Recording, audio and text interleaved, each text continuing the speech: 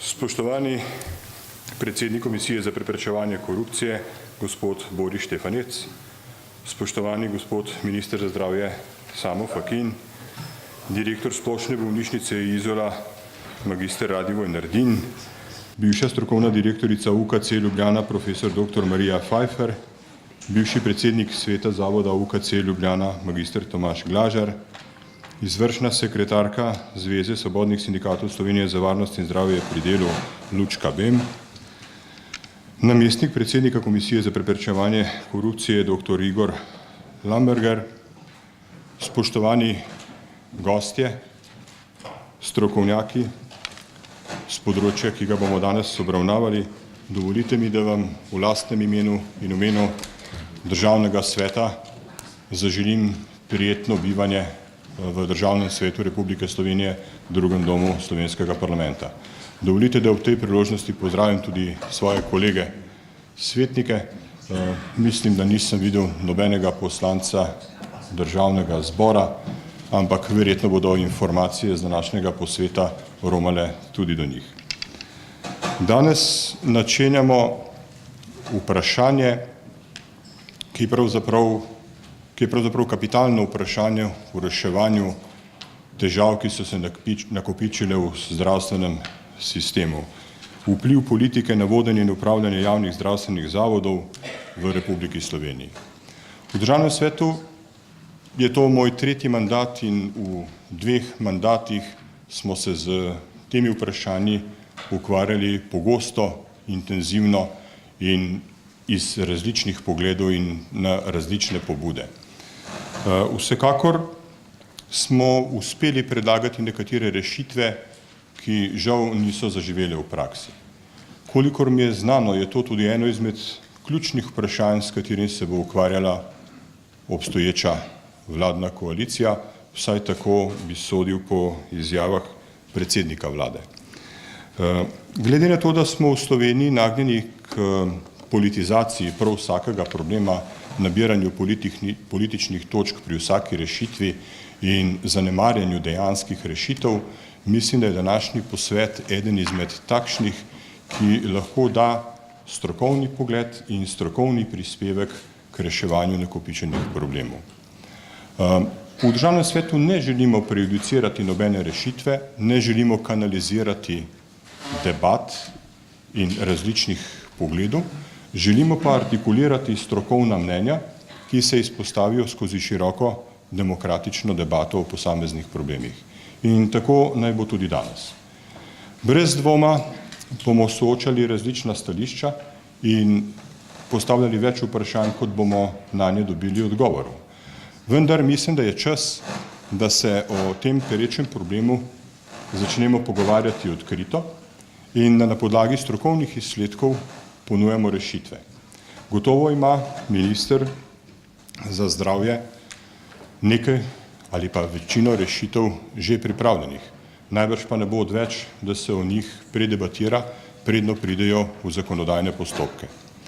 Torej, brez prevelikih pričakovanj in brez misli, da bomo danes rešili vse probleme, pač pa začrtali poti v smeri reševanja teh problemov, vam želim uspešno delo, vam želim, da bi bili izčrpni v svojih prispevkih. Ministru želim, da bi se danes od tukaj odnesel čim več dobrih izkušenj, dobrih nasvetov. Vsem nam pa želim, da bi zdravstveni sistem končno postavili na noge, ker če gledamo percepcijo prebivalstva, je to ena izmed najbolj bolečih sistemskih težav Republike Slovenije, ki se spričo starajočega prebivalstva in predvidenega ohlajanja gospodarskega zagona v prihodnosti lahko pokaže v vseh svojih dimenzijah.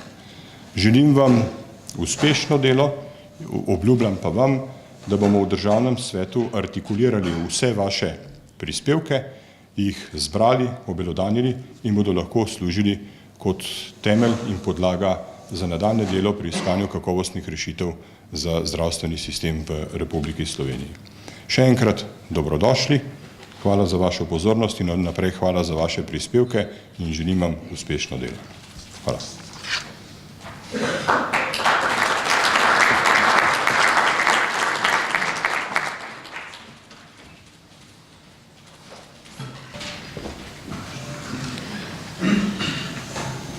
Spoštovani predsednik Državnega sveta Republike Slovenije, gospod Alojz Kovšca, spoštovani gostje, hvala lepa že vnaprej, da ste se odzvali našemu vabilu in prepričan sem, da boste tudi svojim prispevkom dali poglobljeno vsebino današnjemu posvetu. Cenjene svetnice in svetniki, poslanci, spoštovani gostje, sedma sila. V veliko čast in veselje in zagon mi je, da smo se ob tej priložnosti srečali v tako eminentni družbi, tu, kjer se konstruktivno srečujejo različni interesi in sprejemajo pomembne odločitve. Priznati moram, z veseljem me navdaja občutek, da naš skupni projekt, ki je danes zakoračil na ciljno ravnino, pomeni poglobitev dobrega in plodnega sodelovanja tudi v prihodnje. Današnje srečanje na nek način predstavlja začetek in tudi nadaljevanje večdnevne proslave Mednarodnega dneva boja proti korupciji, 15. rojstnega dne prvega pravno zavezujočega instrumenta za boj proti korupciji, Konvencije Združenih narodov proti korupciji. Naša komisija ga letos že 5. leto praznuje s tednom boja proti korupciji, v katerem bomo nanizali več dogodkov, s katerimi sledimo poslanstvu Mednarodnega dneva, dvigovati zavest o korupciji in opozarjati na njene negativne učinke na človeško družbo in blaginjo. Ob prazniku podpisa prvega pravno zavezujočega dokumenta za boj proti korupciji se ponuja krasna priložnost za inventuro preteklega leta, preteklega dela in njegovo kratko konstruktivno kritiko, saj leta skupaj z dobrim delom lahko vodi v pozitivne spremembe. Ko se ozremo na svežo zgodovino boja proti korupciji v naši državi, je očitno, da ima stanje na tem področju pozitivni trend, kar vliva dobršno mero upanja z nekaterimi preprekami, preko katerih se še moramo prebiti. Tako tudi letos ne moremo mimo nerazumno razvlečenega, še vedno trajajočega procesa novelacije Zakona o integriteti in preprečevanju korupcije. Problematika že od leta 2016, odkar je nanjo opozorila mednarodna javnost na čelu z Organizacijo za ekonomsko sodelovanje, velja kot ena od prioritetnih nalog na področju boja proti korupciji in njenega preprečevanja v Republiki Sloveniji. Tudi ne velja mižati pred dejstvom, da smo se zaradi tega že večkrat znašli v oslovski klopi mednarodne javnosti in njenih najvišjih instanc. Nerazumne in nesprejemljive igrarije z našim krovnim zakonom komisijo hromijo in hudo otežujejo naše delo. Tu se žal zdi, da integritetna drža odločilnih akterjev že več let uživa zimsko spanje in je tako zaspana v preteklosti pogosto zavirala delo komisije, namesto da bi ga spodbujala. Letos oktobra je svoje naveličane krake sicer res spet pretegnila nova novela Zakona o integriteti in preprečevanju korupcije, ki pa, oprostite izrazu, zatohlo zaudarja po že ničkolikokrat videnem. Pred nami je praktično povsem enak dokument, ki ga je z veliko rdečo nezadostno marca letos ocenila Zakonodajno-pravna služba Državnega zbora Republike Slovenije, saj naj bi med drugim vsebovala številne določbe, ki bi lahko bile celo v neskladju z Ustavo Republike Slovenije. Pa pustimo ob strani občutek, da predlagatelji novele upajo, da bodo ujeli odločevalce v kar čim bolj zaspanem stanju. Dejstvo je, da je zgolj noveliranje v primeru Zakona o integriteti in preprečevanju korupcije neprimerno zaradi obsežnosti sprememb, ki znatno spreminjajo koncept zakona, čemur sta letos pritrdili tako Služba Vlade Republike Slovenije za zakonodajo, kot tudi Zakonodajno-pravna služba Državnega zbora Republike Slovenije. Republika Slovenija potrebuje nov zakon o integriteti in preprečevanju korupcije. Ne zgolj površno novelo, ki naj bi začasno utišala najbolj vztrajne zagovornike sprememb. Ne danes in ne jutri, ampak včeraj potrebujemo in smo potrebovali politično voljo, ki bo jasno sporočala, da ni pozabila na zavezo o ničelni toleranci do korupcije. Od tega je odvisen uspeh boja proti korupciji. Preprečevanje korupcije je dolžnost in naloga vseh. Komisija in drugi nadzorni organi pa jo moramo svojim delom še naprej krepiti tam, kjer je posameznik s svojim ravnanjem tega ne more. Integriteta, odgovornost, vladavina prava je slogan Komisije za preprečevanje korupcije. Želimo in prizadevamo pa si, da postane tudi vodilo vsakega posameznika. Skrajni čas je, da ga ponotranji in vzame za svojega tudi vsak javni uslužbenec in vsak funkcionar. Saj javni uslužbenci in funkcionarji varujemo javni interes, česar brez visoke stopnje integritete in odgovornosti ne moremo opravljati. Le z visoko integritetno držo lahko širimo etično delovanje javnega sektorja in krepimo zaupanje v institucije javnega sektorja. Ne gre si zatiskati oči pred dejstvom, da sta etično delovanje in posledično zaupanje v javni sektor na nezgledni ravni, pri čemer pa ne pomagajo nekatere sporne prakse v vrstah predstavnikov ljudstva, ki so se dogajale tudi letos in ki v Sloveniji ne bi smele imeti svojega prostora. Zato dovolite, da kot že mnogokrat v preteklih letih ponovno izpostavim nujnost oblikovanja kodeksa etike za poslance, ki bo krepil njihovo integriteto in integriteto institucije, ki jo predstavljajo, ter omejeval neintegritetne prakse med najvišjimi državnimi funkcionarji na poslanskih položajih.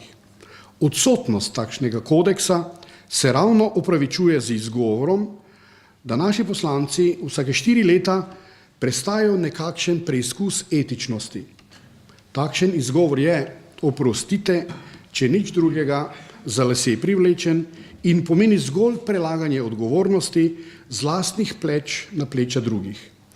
Etika in integriteta sta na preizkusu vsak dan in vsak dan se srečujemo z odločitvami, ki za seboj prinašajo posledice in odgovornost, ne le za nas same in do nas samih, ampak za in do državljanov Republike Slovenije. Takšen kodeks etike zato ni nujen zgolj z vidika izboljšanja integritete poslancev in njihovih kolegov, pač pa tudi z vidika državljanov Republike Slovenije, ki imajo pravico vedeti, kakšno vedenje lahko pričakujejo od svojih izvoljenih predstavnikov in kakšnemu vedenju naj sledijo tudi sami. Bi pa na tej točki v imenu komisije rad pozdravil jasno podporo predsednika vlade, gospoda Marjana Šarca, boju proti korupciji in nastanku dobrega osrednjega zakona, ki bo ta boj urejal. Prav tako je nedavno pokazal, da je njegova integritetna drža še kako budna, ko je pravilno in odločno reagiral, ko se je, po domače rečeno, začelo dogajati, kar se ne bi smelo. Ob neetičnem in neintegritetnem ravnanju nekdanjega ministra, gospoda Bandellija, je odločno nastopil in primerno reagiral. S tem je podprl nujnost spoštovanja pomembnih etičnih načel ter standarde ravnanja in vedenja funkcionarjev in idejo integritete na najvišjih državnih položajih. V tej točki naj se vsem prisotnim zahvalim za vaš čas, za priložnost, da opozorim na nekatera področja, kjer sicer pozitivni trend v boju proti korupciji še vedno šepa. Naj bo to konstruktivna kritika, saj verjamemo, da se nam ob mednarodnem delu boja proti korupciji prihodnje leto k tem tematikam ne bo potrebno več vračati. Naj vas za konec povabim k osrednjemu dogodku drugega dne tedna boja zoper korupcijo, ki smo ga pripravili skupaj z Državnim svetom. Gre za posvet z naslovom Vpliv politike na vodenje in upravljanje javnih zdravstvenih zavodov v Republiki Sloveniji.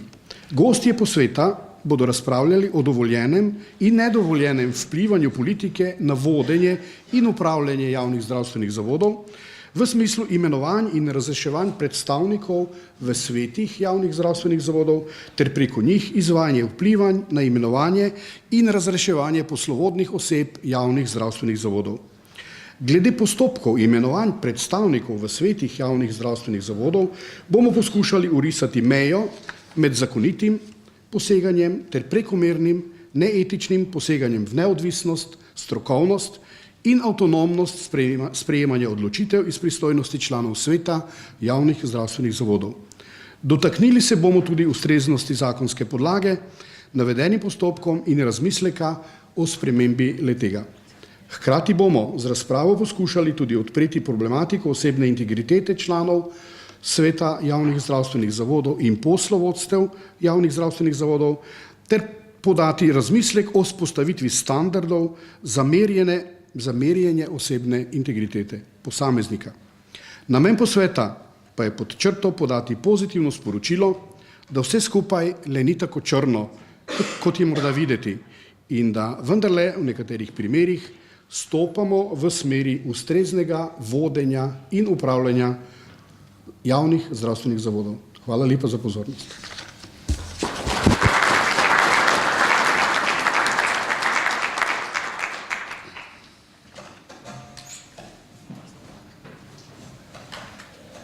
Hvala predsedniku Državnega sveta in predsedniku Komisije za preprečevanje korupcije za uvodne besede in pozdravljeni spoštovani gosti v dvorani in gostje posveta.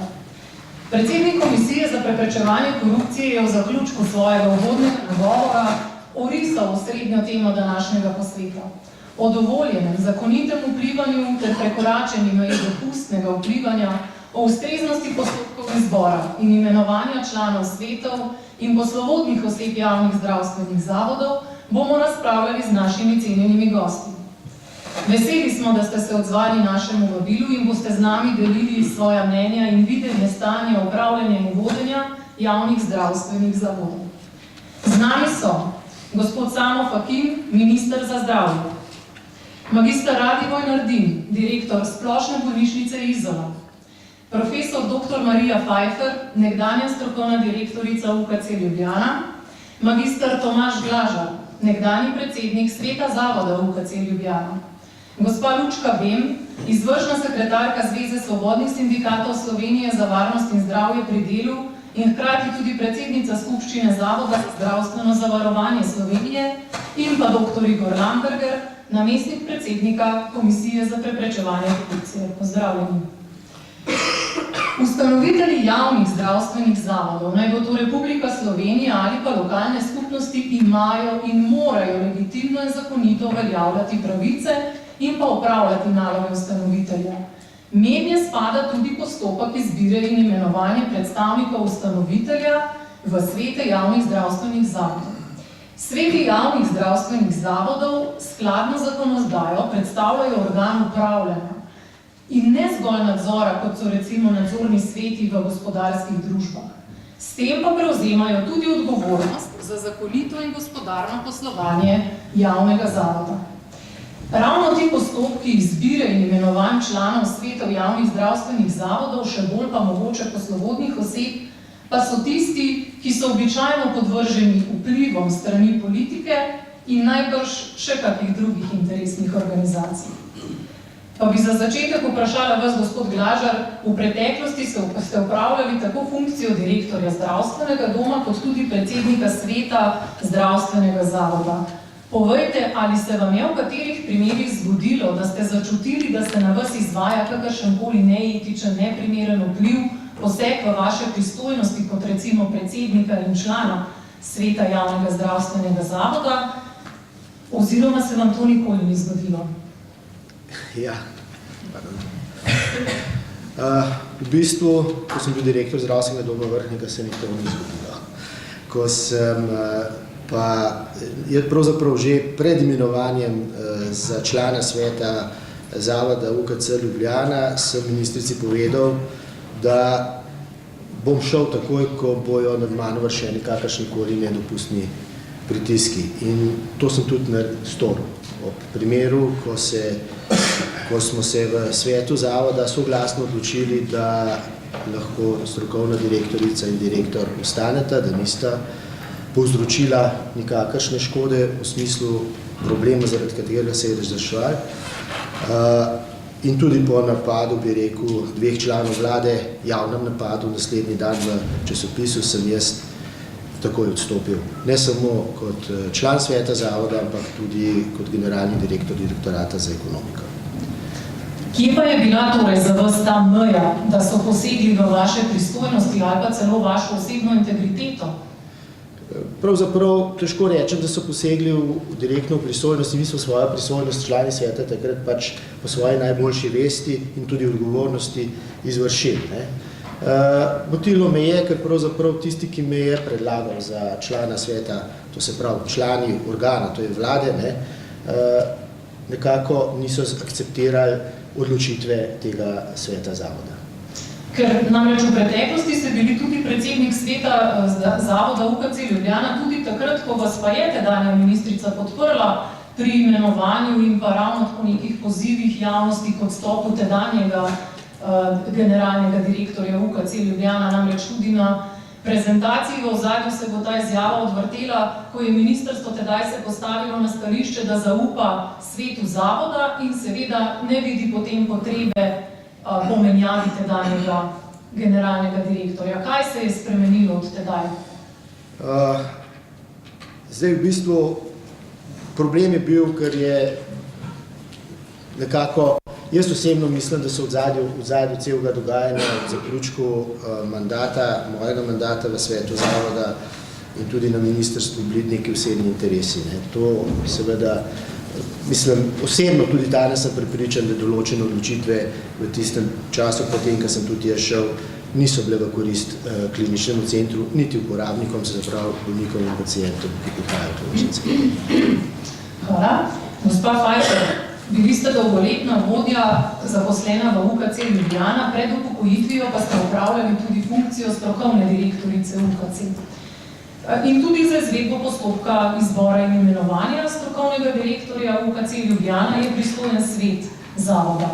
Pa me zanima, iz medijev so nam poznani odzivi in pa pozivi tako strani nekdanje ministrice vam in tudi tedanjemu generalnemu direktorju k odstopu. Pa me zanima, ste te odzive in pozive sama dojemala za nekaj utemeljenega, izraženega strani pristojnih, ali se vam je zdelo, da to ni njihova pristojnost in da ni nikakršnih temeljev, da bi na vas izvajali kakršne bolj pritiske? Torej, kako ste sami občutili te pozive in odzive, ki smo jih seveda tudi vsi spremljali v medijih? Najprej najlepša hvala za povabilo in za priložnost, da lahko kdaj kaj povem, ker takrat, ko sem bila še strokovna direktorica tistega zadnjega pol leta, so mi marsikaj preprečili, da bi povedala, da bi bilo javnosti bolj jasno, zakaj in kako potekajo zadeve. Jaz moram povedati, da sem bila predlagana in potem izbrana za strokovno direktorico brez vpliva politike.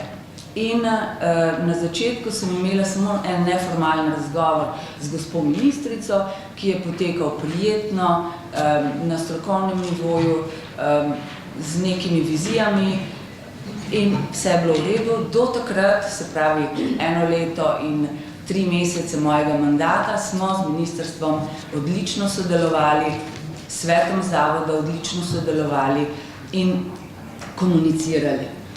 Zgodil se je marec 2017, ko smo pač zaradi nekega neljubega zapleta in številnih prejšnjih zapletov na nekem oddelku pediatrične klinike ugotovili, da je takratni strokovni direktor pač objektivno odgovoren za razmere in da bi bilo dobro, da zapusti to delovno mesto in smo mu predali pač predlog za razrešitev. Potem, čez 2 dni je bil sklican sestanek na ministrstvu, sklicala ga je ministrica, tam so imeli glavno besedo ministrica, šefica kabineta Majda Hostnik in PR-ovka in seveda poslovna direktorica pediatrične klinike, na sestanku bil tudi strokovni direktor pediatrične klinike in tam so naju s Kopačem prepričevali, da je nesmiselno, nesprejemljivo in absolutno so bili proti temu, da mi strokovnega direktorja razrešimo.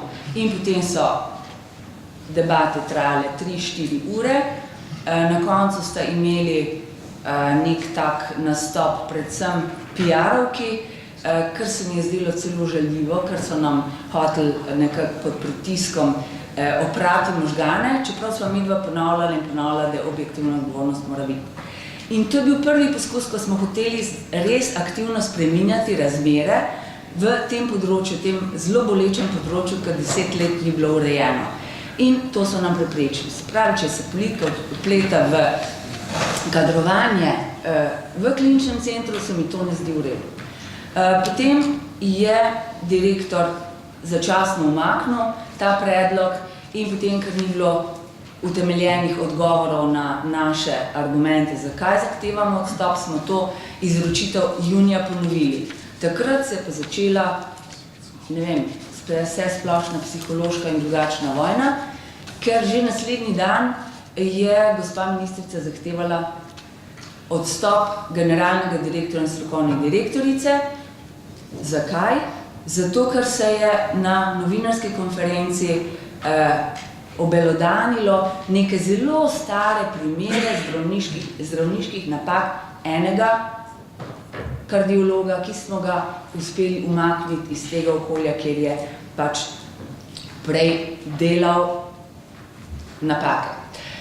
In kjer smo uspeli nekje na kardiološkem oddelku pediatrične klinike ustvariti timsko delo in moram poudariti, da v letu 2017 res ni bilo strokovnih zapletov, razen seveda tistega, kar ste videli v medijih, ponavadi en dan pred sejo sveta zavoda ali en dan pred sejo strokovnega sveta, ko so odločali o moji kredibilnosti oziroma ali delam dobro ali ne.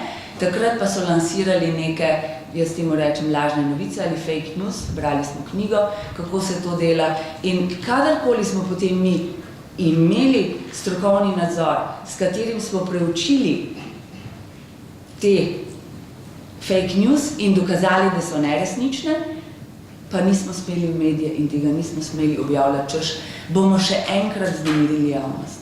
In to je bila ta taktika. Mogoče za druga ilustracija vpliva politike je pa ta, da so sklicali na ministrstvu julija potem sestanek s starši otrok, ki so bili predvsem starši tega kardiologa, ki je bil ves čas vpleten v dogajanje, kajti ta kardiolog je bil povod za objektivno odgovornost strokovnega direktorja.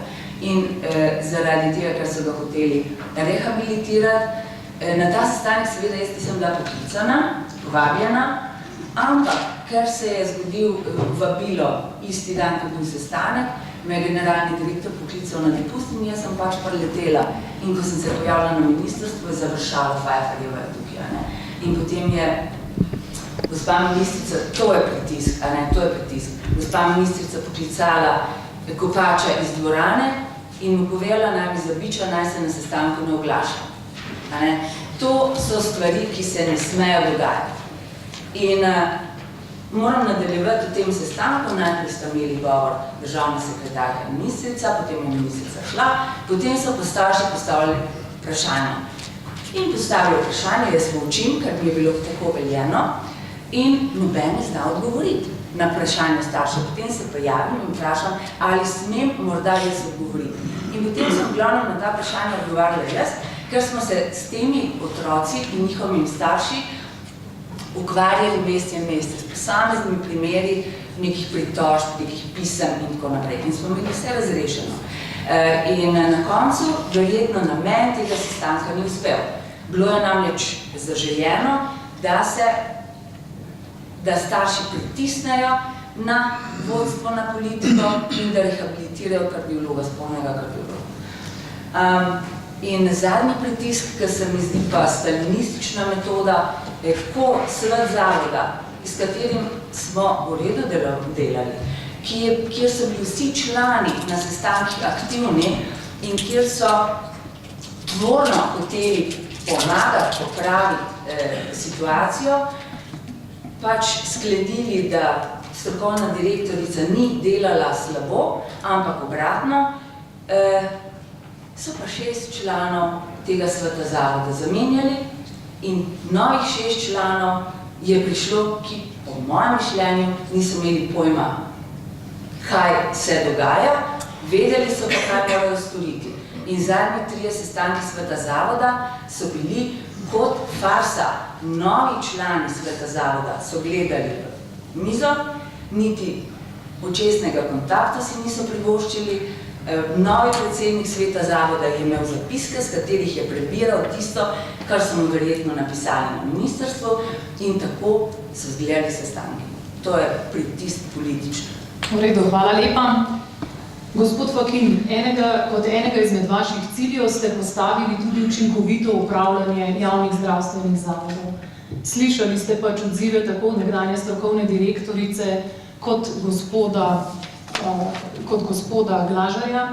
Pa me zanima, kje v tej zgodbi vidite pravzaprav zakonito in legitimno vlogo Ministrstva za zdravje, kje pa se mogoče tudi vam zdi, da so presežene kakršnekoli pristojnosti vplivanja in da bi morale te pristojnosti biti jasno razdeljene med ustanovitelja in pa med same člane svetov zavodov. Če se minister preveč meša v poslovanje zavoda v smislu, slište? Če se preveč meša, kot je bilo v tem primeru rečeno, je to seveda prekoračitev pristojnosti. Svet zavoda je tam zato, da spremlja poslovanje zavoda in da spremlja vse poslovne in uresničevanje poslovnih in strokovnih ciljev. In tle bi se morala ministrova vloga nehati.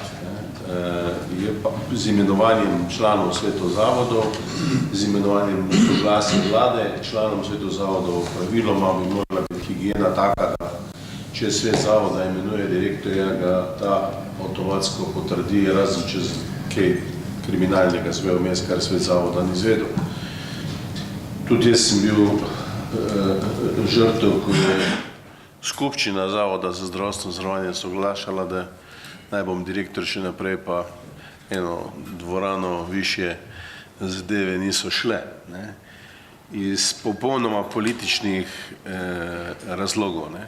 In mogoče je to problem kompletnega javnega sektorja, da je javni sektor plen vsakokratne zmagovite politične opcije. In da so kriteriji za vodenje javnih zdravstvenih zavodov in imenovanje članov svetov zavodov preveč ohlapni, da bi te stvari onemogočili. Preveč ohlapni. Če hočeš voditi neko ustanovo, ni dovolj samo, citiram po zakonu, 5 let vodstvenih izkušenj, je treba malo definirati, kje, na kakšnih delovnih mestih in šele potem imenovati direktorja. Danes je pa tako, večkrat se zgodi, da če imaš to pravo partijsko izkaznico, to smo očitno še z komunizma prenesli, tam zdaj malo več partijskih izkaznic, pa dobiš priložnost tudi, da si direktor. S sveti zavoda je pa še zadeva še hujša, tam pa nihče ne preverja ali pa zelo malo se preverja, kakšno je znanje teh ljudi. Ljudje se lahko prijavijo, sicer postopek je transparenten. In protokoliran, ja. In protokolirajo, pa vendar, ne, jaz sem za en zdravstveni zavod imel vse kvalifikacije, pa so me zavrnili. Vse sem tudi, če po pravici povem, sem malo provociral, da vidim, ne, pa vse je, ne, s take napake prav sigurno ne bom naredil, ne. Najboljše je, ne, če že glih moraš, da imenuješ direktorja iz opozicijske stranke, ne, ker potem mu nisi nič dolžen kot pozicijska stranka, ne, pa še matraš ga lahko fajn, če hočeš. Ampak gremo nazaj, kaj je za narediti tukaj, ne, mogoče bom na več vprašanj skupaj odgovoril, ne. Zakon o upravljanju javnih zdravstvenih zavodov. Kako imajo to gospodarske družbe urejene? Imenujejo upravo, ki je odgovorna za rezultate za svojim premoženjem. In imenujejo člane nadzornega sveta, ki so odgovorni za svoje odločitve s svojim premoženjem. Potem se pa zelo hitro nehamo hecati. Pa zberemo direktorja, za katerega vemo, da je dovolj kompetenten, da bo zadeve opravil, in nadzornike, ki bodo dovolj kompetentni, da bodo nadzirali poslovanje zdravstvenega zavoda in ne eventualno nasedanja, mi pa rabimo več denarja zaradi tega, pa tega, pa tega.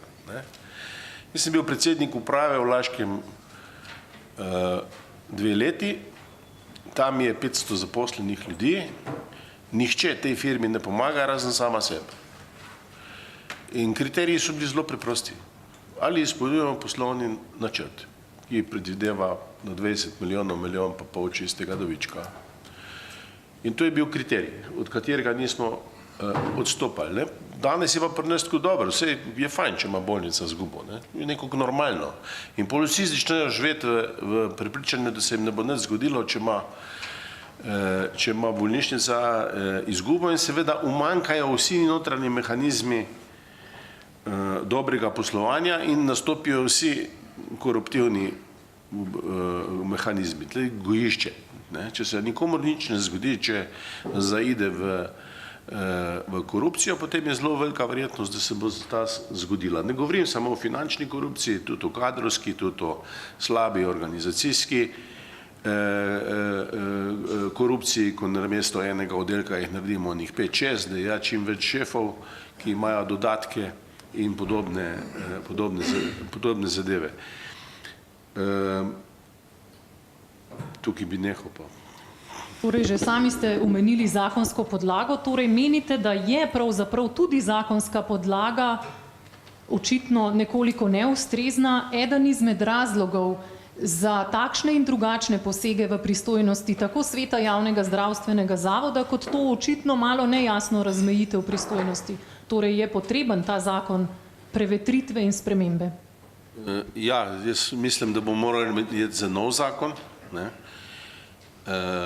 Če v gospodarskih družbah deluje odgovornost uprave, odgovornost nadzornega sveta, tam, kjer deluje, seveda, se ponekod tudi ne.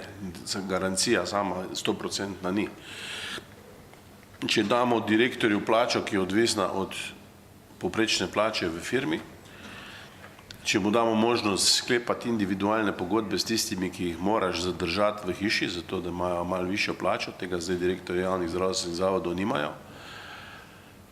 In če imaš ustrezen nadzorni odbor z obvezno letno revizijo, vse gospodarske družbe morajo imeti obvezno revizijo od ustrezne revizijske hiše, ki jamči, da je bilo vse poslovanje v skladu z načrtom in da je v skladu z veljavnimi zakoni, potem ustvariš ta mehanizem in tega je treba preprosto ustvariti. Zdaj pa svet zavoda pri nas ne odgovarja za nič, oziroma se še ni zgodilo, da bi za kaj odgovarjali, razen ko imamo kakšne druge interese, pa menjujemo direktorje pa strokovne direktorje. Treba je biti zelo previden, predvsem pri imenovanju svetov zavodov, in po moje bi morali sedeti v svetu zavoda kakršnekoli bolnišnice strokovnjaki najvišjega ranga in najvišjega ugleda v družbi. Najvišjega ugleda. V kliničnem centru bi pričakoval 2 močna direktorja nekih gospodarskih družb, 2 izkušena pravnika. Po bi se pa že kar počas nehali, 5-7 članov je dovolj, jih ne rabimo 11. Pa potem, koliko jih ima vlada, pa tehtati, koliko bo kakšnih glasov in podobne zadevšne. Če bi bili ti za svojo hišo odgovorni, ali posluje klinični center pozitivno ali ne, potem nima minister nobenega dela več. Hvala. Gospod Nardin, vi ste direktor Splošne bolnišnice Izola, ki se v zadnjih 2 letih pravzaprav postavlja kot nek zgled reciva temu tako korporativnemu upravljanju, torej vodenju in upravljanju javnega zavoda, kot tudi doseganju finančno-gospodarskih ustreznih učinkov nekega javnega zdravstvenega zavoda. V vašem svetu zavoda so predstavniki lokalnih skupnosti. Ali tudi sami mogoče opažate kakršnekoli vplive na vas, posege v vaše pristojnosti, ali se vam zdi, da je lokalna raven bistveno drugačna od te najvišje državne? Tudi jaz se skupaj najprej lepo pozdravljam in se zahvaljujem za vabilo na to okroglo mizo. Jaz bom tako povedal, osnova mojega izhodišča, mojega poslovanja, da jaz gledam na upravljanje bolnišnice kot posel in sem nekako probal izključiti čustva. Z mojega vidika je dejstvo, da je določena politika dobila na volitvah mandat za izvajanje njegove strategije oziroma tistega, da želijo doseči svoje cilje. Na podlagi tega, za izvajanje te svoje, ima minister polno pooblastilo, da se deluje pri imenovanju sveta zavoda, ki naprej vpliva na imenovanje direktorja. Ker veste, najbolj osnovna naloga sveta zavoda je imenovanje direktorja. Zakaj to? Ker če je imenoval dobrega direktorja, si olajša delo in je dobro naredil za celotno bolnišnico. Če so imenovali direktorja, ki ni kompatibilen za pogledi, za delovanjem vlade, potem postajajo te problemi zelo veliki.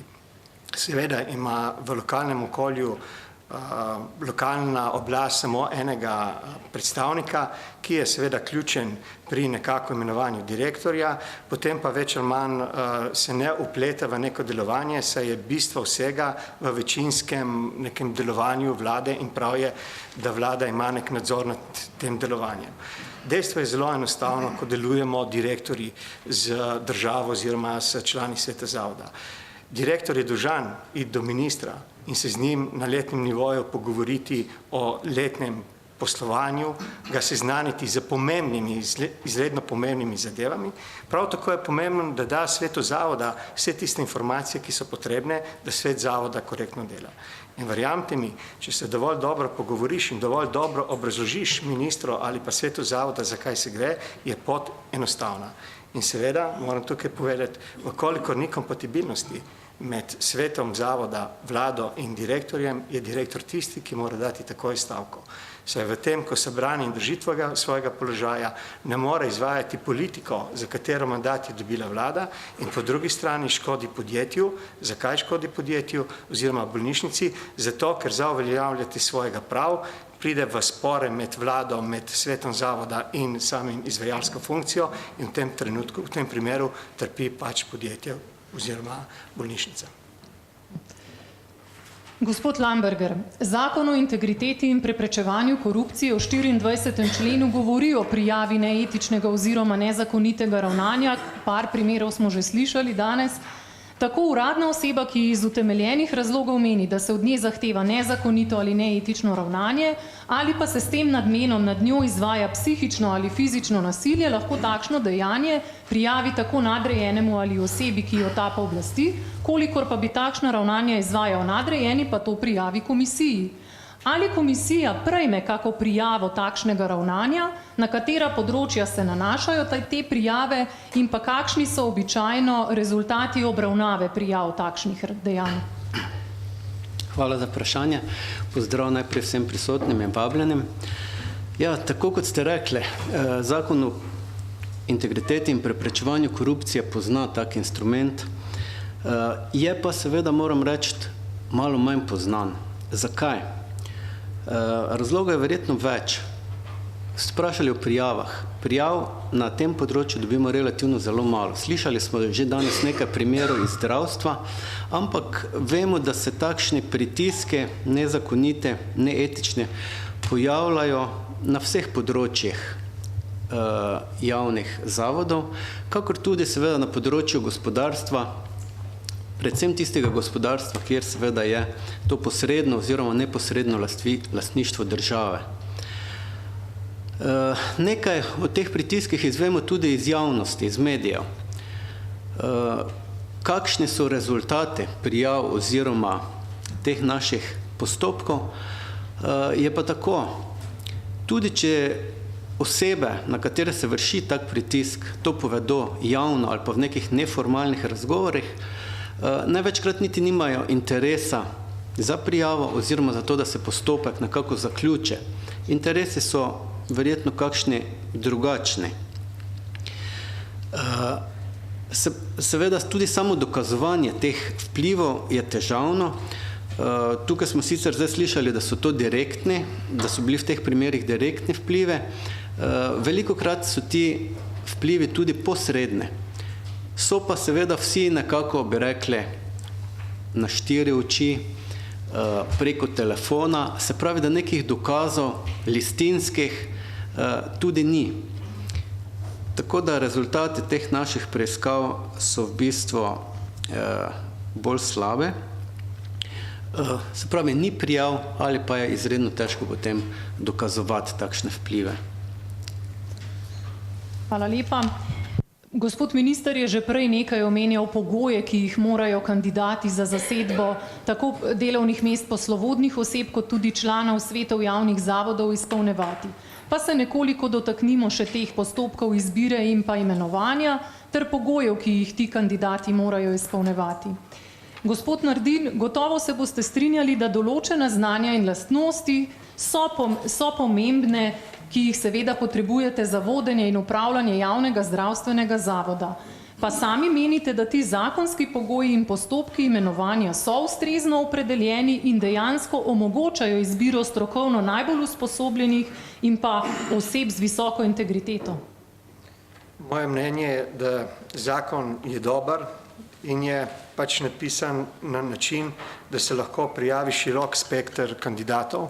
Vi morate vedeti, da Slovenija je majhna država, da imamo malo velikih podjetij, ki bi se lahko te strokovnjaki oblikovali in seveda plačila v javnem sektorju za vodilne delavce so bistveno nižja kot v privatnem in da bi nekoga pač privlekel v javni sektor, v tem trenutku je izredno težavno.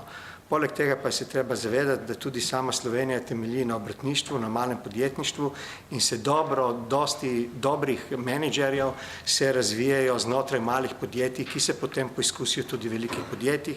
Je to čisto normalna zadeva, še posebej je normalna zato, ker mali podjetniki se morajo ukvarjati vse, od financ pa do kadrovske politike in tako naprej, kar je potrebno za menedžerja. Jaz se ne opredeljujem v temu, ali je boljši ekonomist, ali je boljši zdravnik, ali je boljši pravnik, ali kdo drugi. Pomembno je nekaj. Pomembno je, da vsak direktor oziroma zame celo vsak predstojnik ima šolo iz menedžmenta.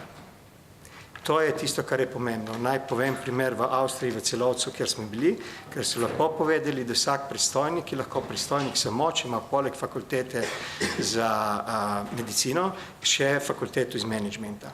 To se pravi, menedžment je stroka in temu se treba posvetiti. In potem ni pomembno, kdo je, kakšne specialnosti je, koliko let izkušenj ima in tako naprej. Poglejte, so ljudje, ki imajo 20-30 let izkušenj, pa so se pokazali kot nepravilni. So ljudje, ki so vodili velika podjetja, pa so se pokazali nepravilni. Vsega je. To se pravi, Slovenija majhna in naloga sveta zavoda je, da res presodi, ali je tista sinergija med svetom zavoda in med kandidatom tista, ki bo dajala končne rezultate. Bom povedal še enkrat, če te sinergije ni, je zgodba izgubljena, ker se bo direktor moral ukvarjati z zgodbami, ki niso nujno potrebne pri vodenju podjetja. Torej, pomembno je, da so cilji opredeljeni skupni, če vas prav razumem, in tudi pot do doseganja, do njihovega doseganja opredeljena. Tako je, to se pravi, če povzamem, treba je, vsaka zdravstveni zavod ima svoje poslanstvo, to poslanstvo, cilji so usklajeni z ministrstvom, usklajeni s svetom zavoda, z našim plačnikom, to je zdravstvena zavarovalnica in pač tako je potrebno početi in potem tukaj izločiti vsa čustva, ker problem pri vodenju bolnišnice je v tem, da takoj govorijo o umiranju pacientov in kaj, čim želiš neke spremembe in to je tisto, kar je potrebno. In znati dobro znanje iz organiziranja dela in vodenja procesov.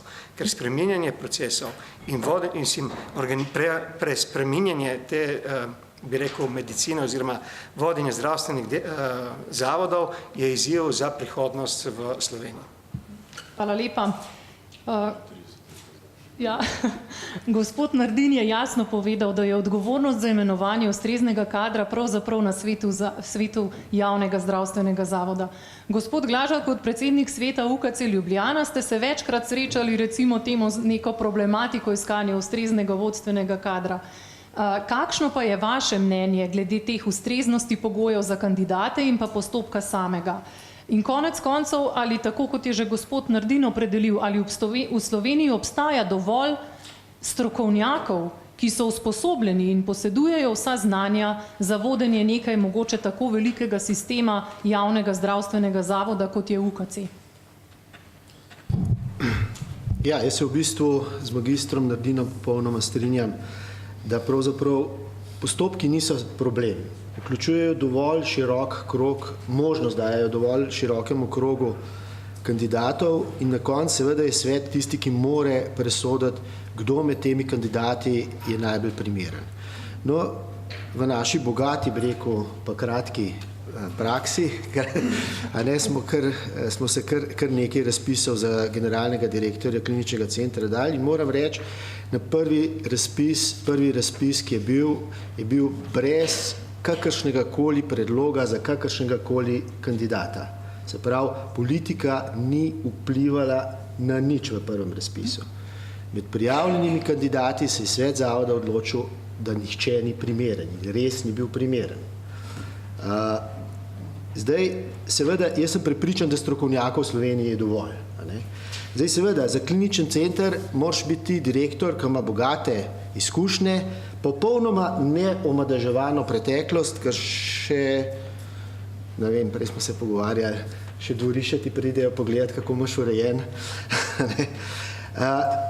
Zelo je izpostavljen direktor kliničnega centra medijem, to ni dobro, pogosto pravzaprav prav zaradi nekih notranjih indicov, in pa seveda plača ima tam okrog 2500 evrov neto, kar je približen tako nizka plača, da jo pravzaprav v gospodarstvu za podobne funkcije tudi blisni. Gospodarstvo ima približen 1 do 5 više plače, če odštejemo razna podjetja, kot so Krka, Gorenje in podobni. Tukaj jaz mislim, da je glavni problem, sigurno, da bi teh dovolj strokovnjakov se sploh odločali za te funkcije, pri kliničnem centru pa zanesljivo dejansko tveganje za tvojo nadaljno kariero, ker je zelo visoko tveganje, ker si ne glede na to, kako uspešen si lahko zelo hitro izpostavljen nekim negativnim medijskim pritiskom in pa seveda od ozadja tudi političnim. Tako da pravzaprav je danes velika sreča, da se sploh lahko dobi direktorja za en tak zavod, kot je kliničen center. Pogosto se to odločajo nekateri, ki pač želijo mogoče sami sebe dokazati, pa se še niso v javnosti doskrat, da so tudi idealisti, malo to sigurno more biti. Tudi sam bi rekel, moram reči, iz moje lastne izkušnje, ko sem šel za direktorja zdravstvenega doma, meni se je v prvem letu moj osebni dohodek prepolovil, tako približno. In zdaj vprašanje, seveda nisem šel zaradi denarja za direktorja zdravstvenega doma. Seveda te posledice, bom rekel, podcenjenosti, kar direktno lahko rečem, tudi v finančnem smislu direktorjev javnih zdravstvenih zavodov, pripeljejo določena tveganja, seveda, tako za korupcijo, kot jasno, slabo vodenje, ker ni dovolj primernih na razpolago. Ponavadi so zatem seveda, tako kot je že gospod minister lepo povedal, določeni organizacijski posegi, ki kvečem dezorganizirajo zavod, ne pa organizirajo. In predvsem pogosto so direktorji nezmožni reševati probleme. Pogosto slišimo besedo, tega ne moramo narediti. Pri menedžmentu tega ni, ne moramo narediti. Ali ne znaš, ali nočeš. Samo to je, bi rekel, odgovor na vprašanje pri reševanju problemov. V redu, hvala lepa. Gospa Bem, ste predsednica skupščine Zavoda za zdravstveno zavarovanje Slovenije, pri čemer ste se v svojih mandatih ravno tako srečali s postopki iskanja vodstvenega kadra, udeležujete pa se tudi nekih mednarodnih dogodkov s predstavitvijo prakse tovrstnih postopkov kadrovanj v drugih državah. Bi nam lahko mogoče kratko predstavili nekaj vam poznanih, zanimivih, dobrih praks drugih držav na področju opredeljenih pogojev in pa postopkov izbire in imenovanj kadrov v zdravstvene ustanove? Ja, dober dan, tudi z moje strani vsem.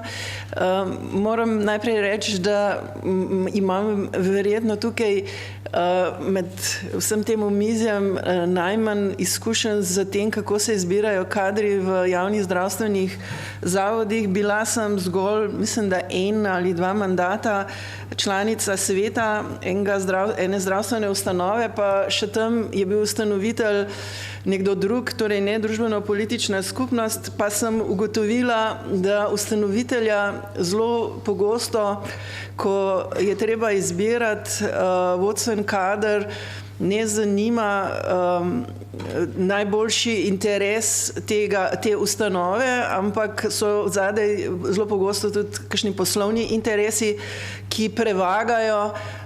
In glede na to, da sem tako nekako od strani opazovala tudi, kako se predstavniki družbeno-političnih skupnosti obnašajo pri izbiri kadrov, imam velikokrat občutek, da je glavni kriterij ubogljivost. Torej, ali bo kandidat takrat, ko bo treba, znal upoštevati želje tistega, ki pač vodi tisto družbeno-politično skupnost, ali je to občina, ali je to država, karkoli pač že je. Torej, javni interes ni vedno v ospredju, ko se sprejemajo tovrstne odločitve, ampak gre za interese, poslovne interese nekaterih poslovnih skupin ali pa celo interes političnih strank, torej kako bodo te politične stranke dobile neke vzvode v družbi, s katerimi bodo lahko vplivali na doseganje svojih političnih ciljev.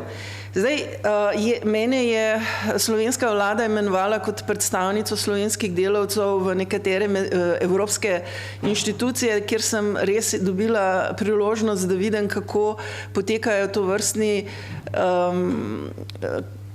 postopki izbiranja vodstvenih kadrov v teh evropskih inštitucijah, in moram reči, da v primerjavi z Slovenijo so te postopki veliko bolj dodelani. V tem smislu, da preverjajo, ali kandidati izpolnjujejo kriterije, za katere se meni, da so pomembni pri izbiri. Torej, kandidati morajo svoje kompetence dokazati. Torej, dokazati morajo, ali imajo v svoji preteklosti izkušnje, ki dajejo neko upanje, da bojo kos svoji nalogi. Torej, preverja se, ali imajo vodstvene izkušnje.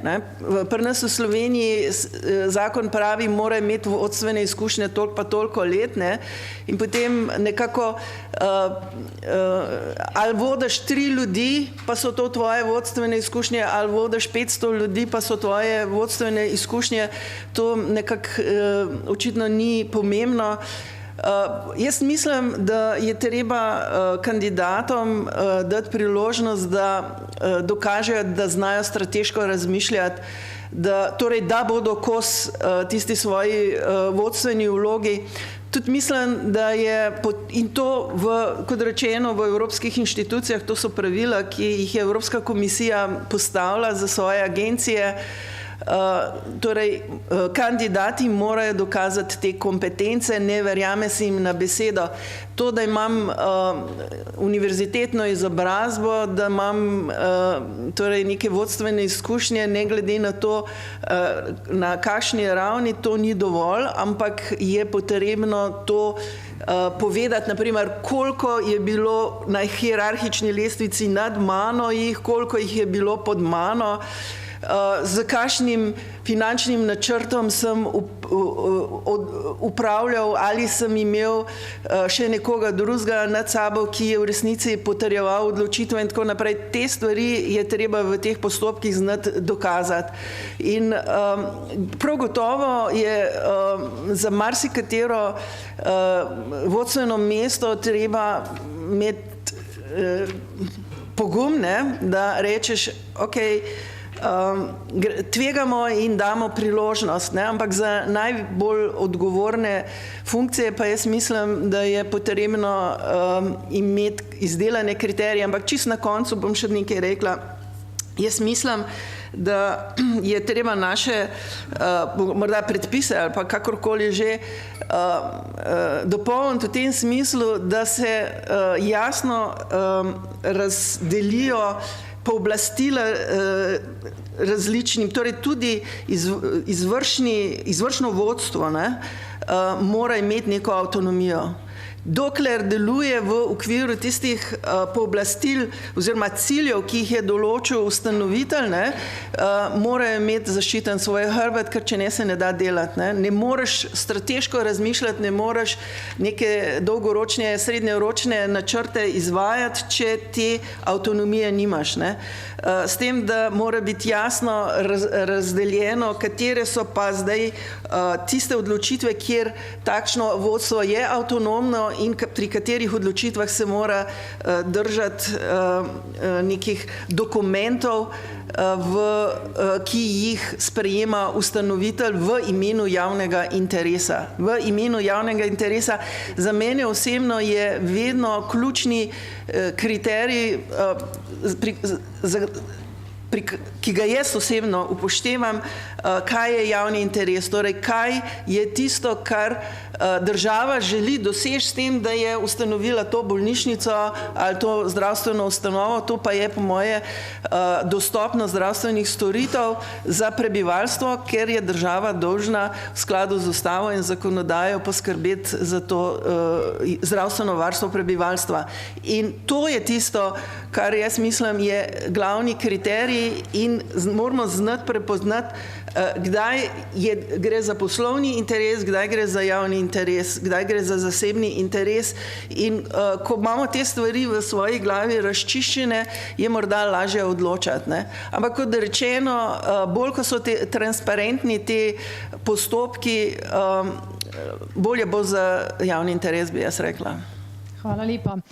Gospod Lamberger, že gospa Bem je omenjala transparentnost teh postopkov imenovanj in izbora samega. Ali Komisija za preprečevanje korupcije v teh postopkih izbora in imenovanj poslovodnih oseb in članov svetov javnih, ne le zdravstvenih zavodov, ugotavlja kakšne nepravilnosti, korupcijska tveganja, je mogoče v konkretnih postopkih celo ugotovila kakršnekoli kršitve Zakona o integriteti in preprečevanju korupcije in pa kakšni so bili sprejeti ukrepi?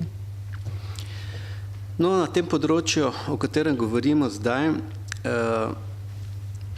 je prijav več. Seveda tukaj imamo tudi interes neizbranih kandidatov, ki potem takšne prijave podajo. Seveda področje ni samo za Komisijo za preprečevanje korupcije aktualno, ampak tudi za različne inšpekcije, tako da tudi z njimi sodelujemo. Seveda ugotavljamo tako korupcijska tveganja, kakor tudi kršitve. Poglejte, največkrat je seveda vse, kar obstajajo neki kriteriji, so v bistvu določila iz sistemizacije, se pravi zahtevani pogoje. Od tam naprej pa v bistvu ni nobenega predpisanega postopka, kako se tisti, ki odločajo o izbire, na kakšen način preverjajo pogoje, kako so izbirali med kandidate in tudi prijave, ki jih dobimo, so recimo takšne. Izpolnjujem pogoje, niso me povabili niti na razgovor in dobil sem sklep o neuvrstitve. Potem tukaj v nekaterih postopkih so potrebna tudi mnenja oziroma soglasja, recimo občinskega sveta na lokalni ravni ali pa ministrstva na državni ravni. Tudi tu so v bistvu neke nedorečenosti. Se pravi, ali morajo podati mnenje o vseh kandidatih, ki izpolnjujejo pogoje, ali samo o tistem, ki jim je v bistvu najbolj všeč. Potem imamo pa seveda še neformalne pritiske ali pa, bi rekli, mnenja v narekovajih, ki seveda niso nikjer zapisana, so nekako sporočena in največkrat se potem odločevalci ravnajo tudi po teh. Seveda komisija v takšnem primeru ponavadi izda tudi priporočila, tako kot so rekli moje sogovornike, seveda v tem smislu, da je sam postopek čim bolj transparenten in seveda, da so kandidati seznanjeni, kakšen bo postopek, kakšne so pogoje tudi vnaprej. Hvala lepa. Ves čas omenjamo neko dokazovanje v postopkih izbora, torej dokazovanje izpolnevanja pogojev. Gospa Pfeiffer, sami imate za seboj izkušnjo sodnega dokazovanja izpolnevanja predpisanih pogojev za zasedbo delovnega mesta strokovne direktorice UKC. Kakšno je pa vaše mnenje o teh opredeljenih pogojih in pa ali po vašem mnenju in izkušnji postopek izbora in pa presoja oziroma izkazovanje dokazovanja izpolnevanja pogojev je to ustrezno opredeljeno in pa tudi kriteriji in merila tistih, ki vas presojajo, ustrezno, transparentno, sledljivo postavljeni? V ta namen sem si šla prebrati naš statut UKC Ljubljana in ugotovila, da so pogoji recimo za generalnega direktorja tako nedefinirani, da v bistvu lahko to mesto zasede kdorkoli ima univerzitetno izobrazbo in neke izkušnje vodenja na nekem področju. Nič ni opredeljeno, ne? Potem pa tisti splošni pogoji, ki so vse posod. Recimo, tukaj so potem zakonsko ali pa po pravilniku ni omejitev, lahko se prijavi kdorkoli. In jaz sem v bistvu v svojem kratkem mandatu delala s 3, 2 VD-ja in 1 generalnim direktorjem in čisto vse 3 lahko rečem, da so prvič bili entuzijastični, pozitivno naravnani in predvsem ne bi rekla, da so bili ravno preračunljivi. Prvi, Baričič, je moral iti zato, ker je prehitro začel čistiti po kliničnem centru. Gospa Čokl je bila zelo izkušena na področju zdravstva, mislim, da je zelo dobro delala. Je bila samo vmes, dokler nismo dobili stalnega direktorja. Gospod Kopač je bil pa tudi z veliko volje aktiven, sicer tih, ampak dejanja, ki jih je naredil, pa mislim, so bila zelo pozitivna, dokler se niso začele te vaje s politiko. In vsi so bili, mislim, so imeli drugačne izobrazbe, drugačne izkušnje in tako naprej. Verjetno je tisto prvo obdobje, ko generalni direktor pride v tako veliko ustanovo, ki zaposluje 8000 ljudi, se mora najprej seznaniti s poteki poslovanja in vsega. In takrat je ključno, kdo mu te informacije daje. In v kliničnem centru smo imeli ekipo, ki je pač te poučila, kako pa kaj je, in rabiš približno pol leta, da vidiš, kako v resnici je, ne tako, kot so ti rekli, da moraš delati. Zdaj pa, če se obrnem na vaše konkretno vprašanje glede svojega izbora, mene so pač strokovni direktorji velikih klinik takrat prepričali, da naj, ker sem bila pomočnica strokovnega direktorja prejšnjega, dr. Hojkerja, za izobraževanje, da naj pač to funkcijo prevzamem, da imam dost izkušenj in da imam veliko strokovno znanje. Zdaj bom rekla, kaj je pa pogoj za strokovnega direktorja. In mislim, da je to bolj ključno še kot za generalnega direktorja. Da mora biti strokovni direktor ene velike ustanove, kot je klinični center, vsaj podkovan v znanju medicine. In nažalost, nekateri strokovni direktorji naših velikih klinik so zelo ozko usmerjeni in nimajo širine in sposobnosti, da bi lahko recimo tudi presojali, kaj eno poročilo notranjega internega strokovnega nadzora poda, da bi znali presoditi, kaj tam je in kaj iz tega morajo ukrepati, ker imamo stare taka poročila, na katera se ni reagiralo. Jaz mislim, da znanje je prvo in drugo je izkušnje v strokovnem vodenju.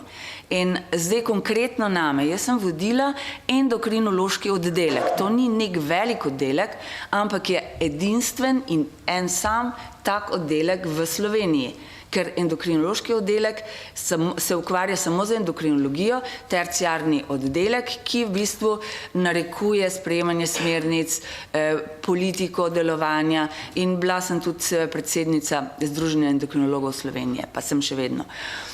In jaz mislim, da strokovne lastnosti, kakorkoli se že reče, sem imela, ker sem internistka po specialnosti, potem še endokrinologinja, ki moramo obvladati celotno telo in vse dogajanje v telesu. V statutu pa piše, da moraš biti vodstven delavec pred tem. Jaz sem 8 ali 10 let bila vodja oddelka. Vodstven delavec je pa definiran potem v nekem členu na koncu statuta, kjer pa si lahko glavna sestra, pomočnica glavna sestra na oddelku, vodja centra, vodja osnovne enote in tako naprej, ampak te vodje osnovnih enot pa niso čisto definirani.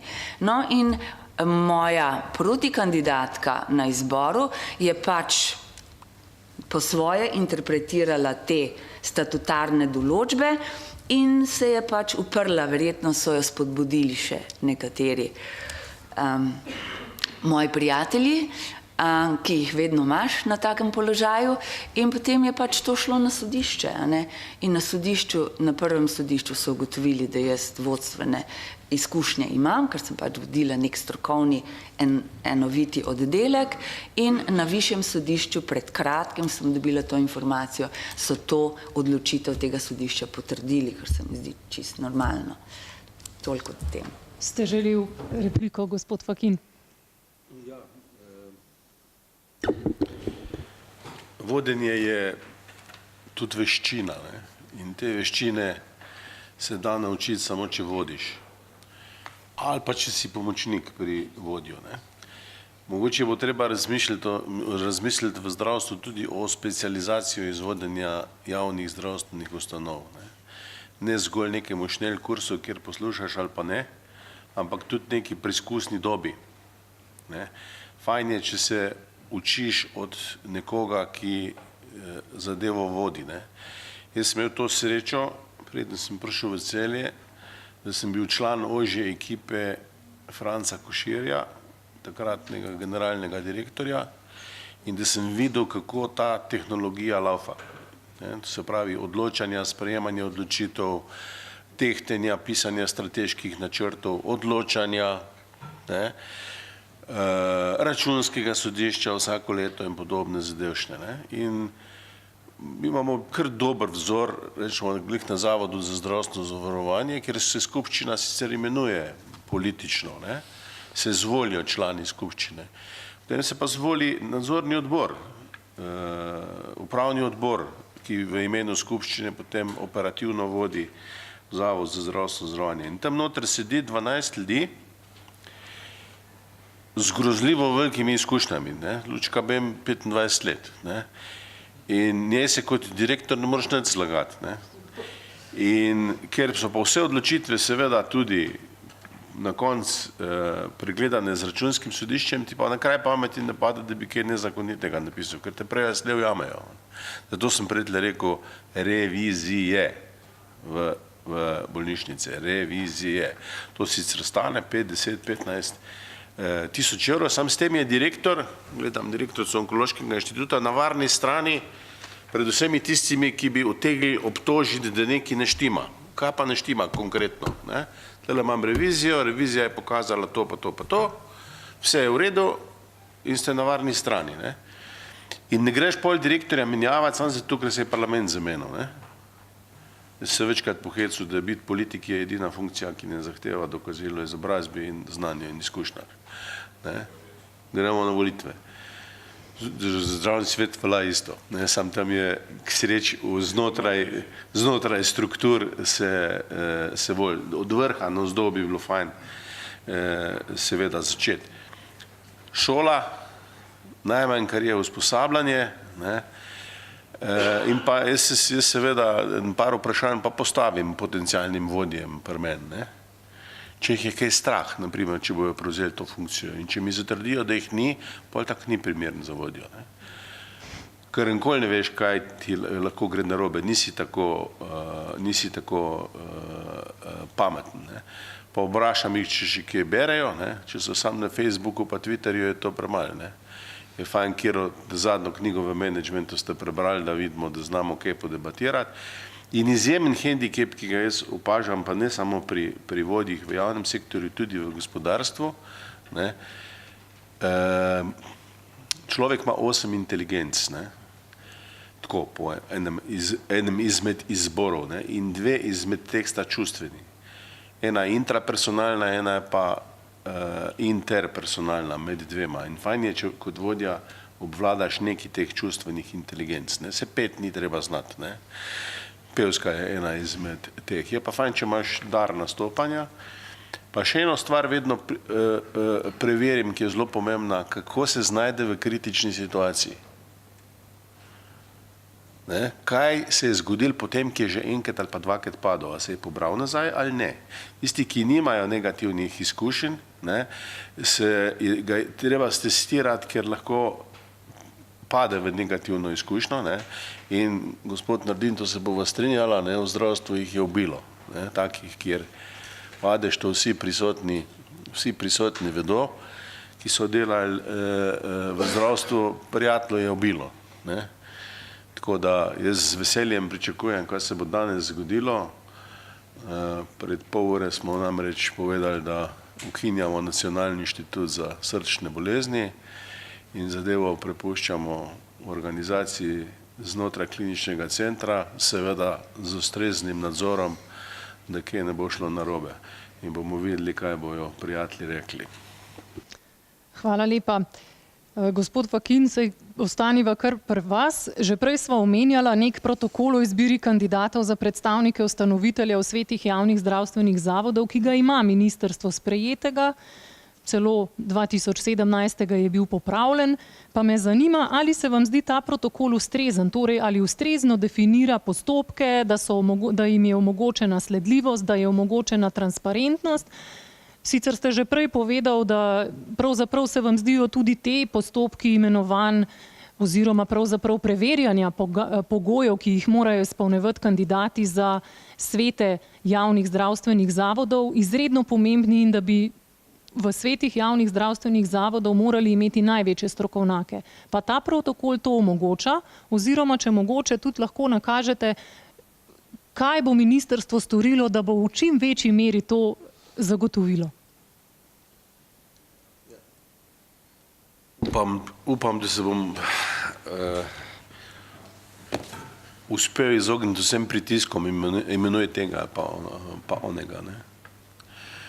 En prvi val sem že uspel prestati, ne, tega boš dal pa za državnega sekretarja, pa sem rekel, preden se začnemo o tem pogovarjati, imam en sam pogoj, ne, da zna več kot jaz. Pa so se nasmehli, pa so rekli, to bo pa težko. Pa sem rekel, ne, ni res. Mislim, nekdo, ki je državni sekretar za bolnišnice, mora na področju bolnišnic vedeti o delovanju bolnišničnega sistema več. Tako sem si izbral državno sekretarko za javno zdravje, ki je strokovnjakinja na javnem zdravju in zadeva obvlada. Je boljš kot jaz, ker nisem tle nikoli deloval, čeprav sem bil direktor zdravstvenega doma. Glejte, vsi zakoni so napisani kar dobro. In stvar moje etične pa moralne odločitve je, ne, ali bom imenoval ljudi, ki to znajo ali ne znajo. Jaz mislim, da bi bilo potrebno najmanj z 2 mesti ljudi povabiti k sodelovanju. Eno je direktorsko, eno je pa mesto predsednika sveta zavoda. Povabiti. Zato, da imaš ziher človeka, da ne prepustiš na ključni izbiri pa trenutnim političnim smernicam znotraj. Ne.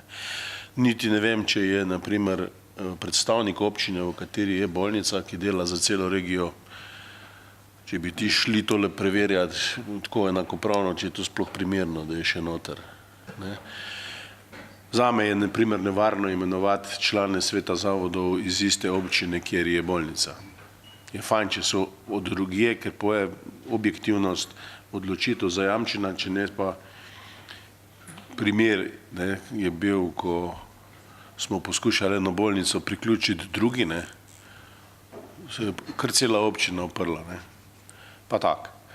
Ne, in takih stvari lahko naštevaš, kolikor hočeš, ker govorim o odločitvah, ki jih bo potrebno v zdravstvenem sistemu narediti, pa se vsi z njimi strinjamo, da je treba optimizirati mrežo, naj dela vsak tisto, kar lahko, kakovostno, drugega pa ne, pa gledam strokovnega direktorja Onkološkega inštituta, kak upor je bil, ko smo rekli, kje se bo operiral karcinom dojk, ne, da mora biti kritična masa, ne, pa je trajalo kar nekaj let, ne, da smo dosegli, da se pa ponekod pa ne, ne, in to velja še za kaj drugega.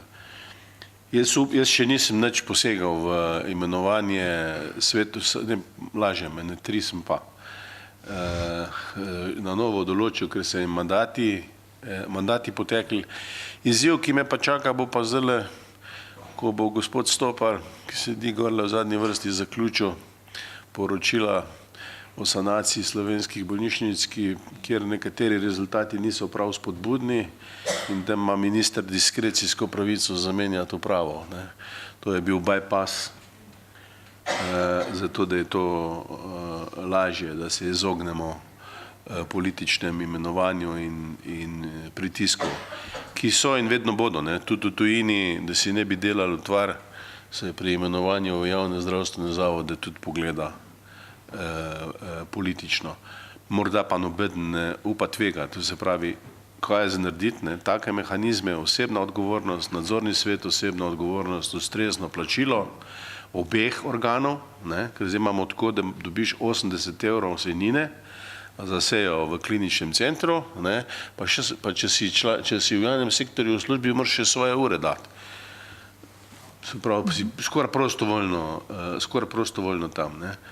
In pol je logično, da se počasi naredi negativna selekcija. Hvala lepa. Gospa Bem, bi se po vašem mnenju lahko Slovenija pri tovrstnih postopkih tako izbora imenovanja zgledovala po kateri izmed drugih evropskih držav? Se vam zdi, da ima katera res, ne dvomim, da nobena izmed teh držav nima popolnoma transparentnega in pa mogoče totalno nedotakljivega sistema tega izbora in imenovanja, pa vendar obstaja kakšna evropska država, ki je po vašem mnenju dober zgled? Vsaka država je drugačna, ima drugačne tradicije, ima drugačne institucije, posledično drugačno logiko delovanja in jaz mislim, da se ne obnese presajanje rešitev iz ene države v drugo. Jaz osebno vedno zagovarjam, da je treba delovati na podlagi slovenske tradicije in jo po zdravi pameti naprej razvijati. Uvažanje tujih rešitev se pa ne obnese, zaradi tega, ker te tuje rešitve bojo v Sloveniji dajale drugačne rezultate kot v teh državah. Tako da malo zdrave pameti, malo ene politične odgovornosti, a znamo ali ne znamo uresničevati javni interes, delajmo transparentno, polagajmo račune, imejmo pogum, da zagovarjamo rešitve, v katere verjamemo in se nam bo to obrestovalo. Jaz mislim, da je dovolj znanja v Sloveniji, ampak kot družba se moramo po moje odločiti, da bomo pred raznimi škandali, ki jim jaz rečem linčanje, znali ljudi zaščititi, ker jaz ugotavljam, da dobri kadri se enostavno ne želijo spustiti na to pot, ker nekako menijo, da je treba v življenju imeti tudi nekaj miru, in da so še drugi izzivi, ki bi tudi bili za njih zanimivi. Tako da jaz mislim, da imamo zdaj že toliko enih izkušenj za sabo in da smo dovolj zreli, da naredimo ta naslednji korak. Jaz upam, da bo temu sedanjemu ministru to celo uspelo. Hvala lepa. Gospod Lamberger, na področju v bistvu imenovanj predstavnikov ustanoviteljev v svete zavodov, ne zgolj v zdravstvene zavode, je komisija že večkrat podala raznim ministrstvom priporočila, torej kako naj se vodijo ti postopki, so dovolj transparentni. Kakšna oziroma v kakšni smeri so šla ta priporočila komisije? Ja, seveda v smislu večje transparentnosti, kajti tukaj pač, koliko ti primeri kažejo, manjka ravno tega. Odvisno od primera, potem recimo smo v teh priporočilih svetovali oziroma zapisali, naj seveda so pogoje jasne že pred samim postopkom, da se v postopkih ne dodajajo v različnih fazah dodatni pogoji, ki po eni strani seveda izločijo, bi rekli, nezaželene kandidate, po drugi strani pa seveda nekako preferirajo ravno določenega kandidata. Potem recimo tam, ko si je potrebno neko mnenje ministrstva ali pa soglasje, smo priporočali, da se napišajo ta mnenja za vse kandidate, ki izpolnjujejo pogoje, ne zgolj za enega. Zdaj, ali naj si gre za potem za negativno mnenje ali pa za pozitivno, da so seveda ta mnenja obrazložena, zakaj je negativno, zakaj nekoga ne priporočajo za izbor, drugega pa da. Recimo dokazila o izpolnjevanju pogojev, tudi tukaj smo imeli primere, ko v bistvu je bila dovolj izjava kandidata, da izpolnjuje recimo vodstvene izkušnje, pa potem tisti, ki so bili v komisiji za izbor tega, v bistvu niti niso preverjali. Seveda pa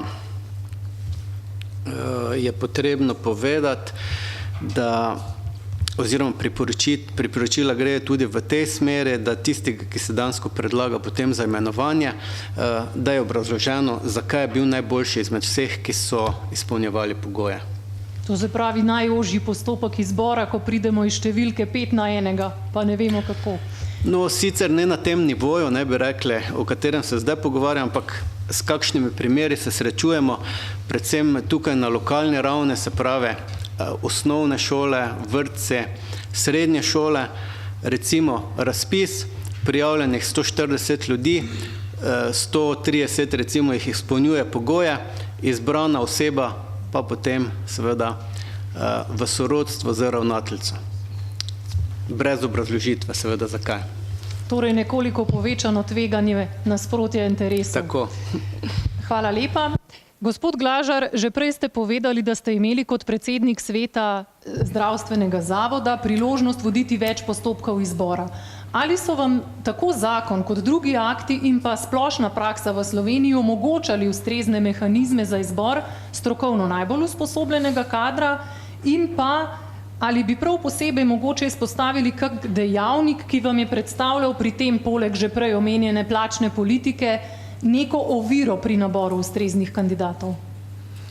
Ja, zdaj, ko govorimo o predpisih, bi rad poudaril nekaj. Danes govorimo samo v tem smislu, da so predpisi krivi, da imamo slaba vodstva zavodov. Ampak mi moramo vedeti, da po istih predpisih imamo tudi odlične direktorje v nekaterih zavodih.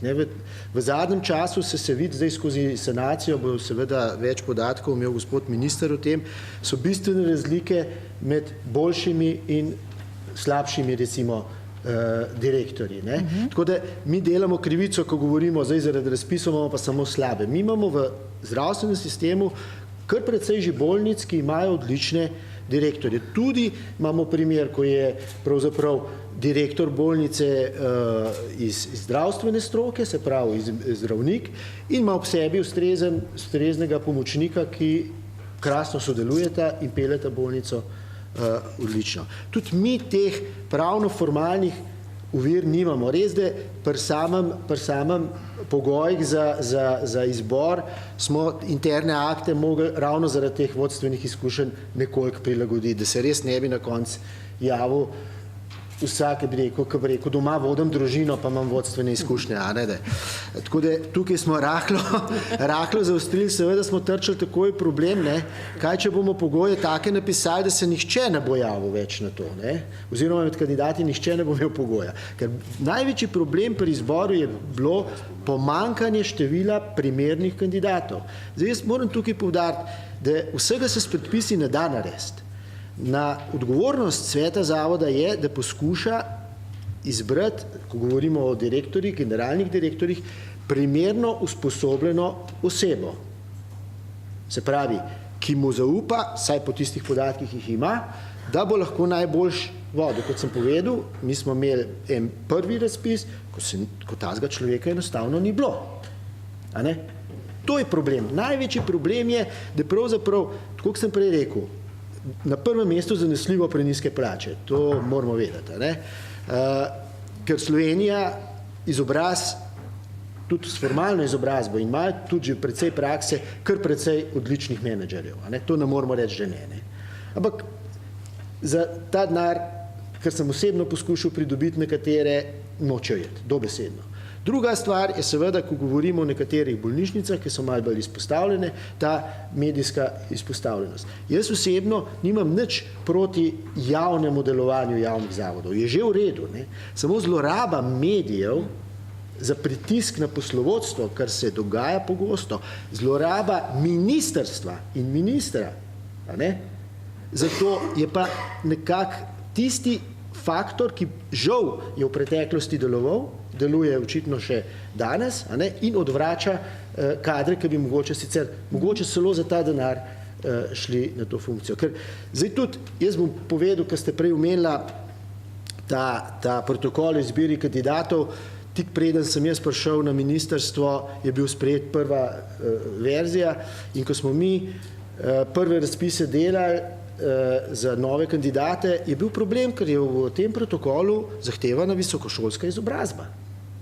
Ker je nek kandidat z dolgoletnimi izkušnjami v svetu zavoda imel samo osnovno šolsko izobrazbo. A ne, tako da v bistvu protokol, ki ga sprejme minister, to ga je sprejela ministrica takrat in vesel sem, da funkcionira še naprej, verjetno ga bo ta minister z tudi bogatimi izkušnjami iz zdravstva lahko še celo nadgradil, a ne, ali zaostril, a ne, je dober pripomoček pri prvem filtriranju, rekel, tistem osnovnem filtriranju članov svetov. Ker tudi moram reči, ne, da seveda so vsi želeli neke svoje kandidate noter spraviti, ne, ampak seveda, če ni imel ustreznih pogojev, ta kandidat ni mogel biti in enostavno tudi potem je mogla politika ali koalicija recimo takih kandidatov dvigniti roke.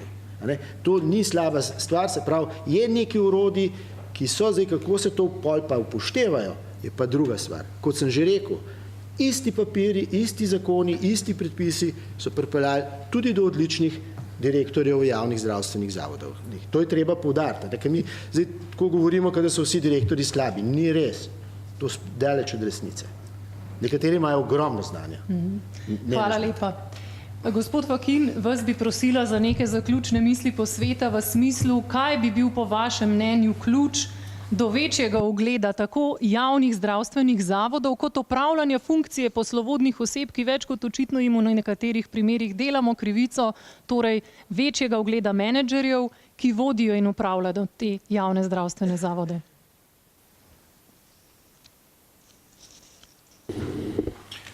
Bom začel z nepriljubljenim. Treba je zaostriti odgovornost poslovodnih delavcev, tako kot sem rekel. In jih seveda ustrezno plačati. Ne vem, zakaj v tej državi mislimo, da morajo biti direktorji pa katerihkoli javnih zavodov pač javni uslužbenci. Po jih imenujemo tako, kot jih imenujejo Hrvati, ravnatelji. Ampak če nekdo upravlja s pol milijarde, klinični center konkretno, ali pa 100 milijoni, onkološki inštitut, in v ozadju z toliko in toliko 10-100 tisoč vsot, z nadzorom kvalitete, z razvojem medicine in podobne zadevšne pol, mislim, da nas ne bo hudič vzel, če bomo te plače prilagodili plačam v gospodarskih družbah. Lahko uporabimo Lahovnikov zakon, je čist primeren za te zadeve. Potem je treba pa tudi zaostriti odgovornost nadzornih svetov, z ustreznim plačilom se skoraj upam govoriti, da bi dobili tudi tle ustrezne organe.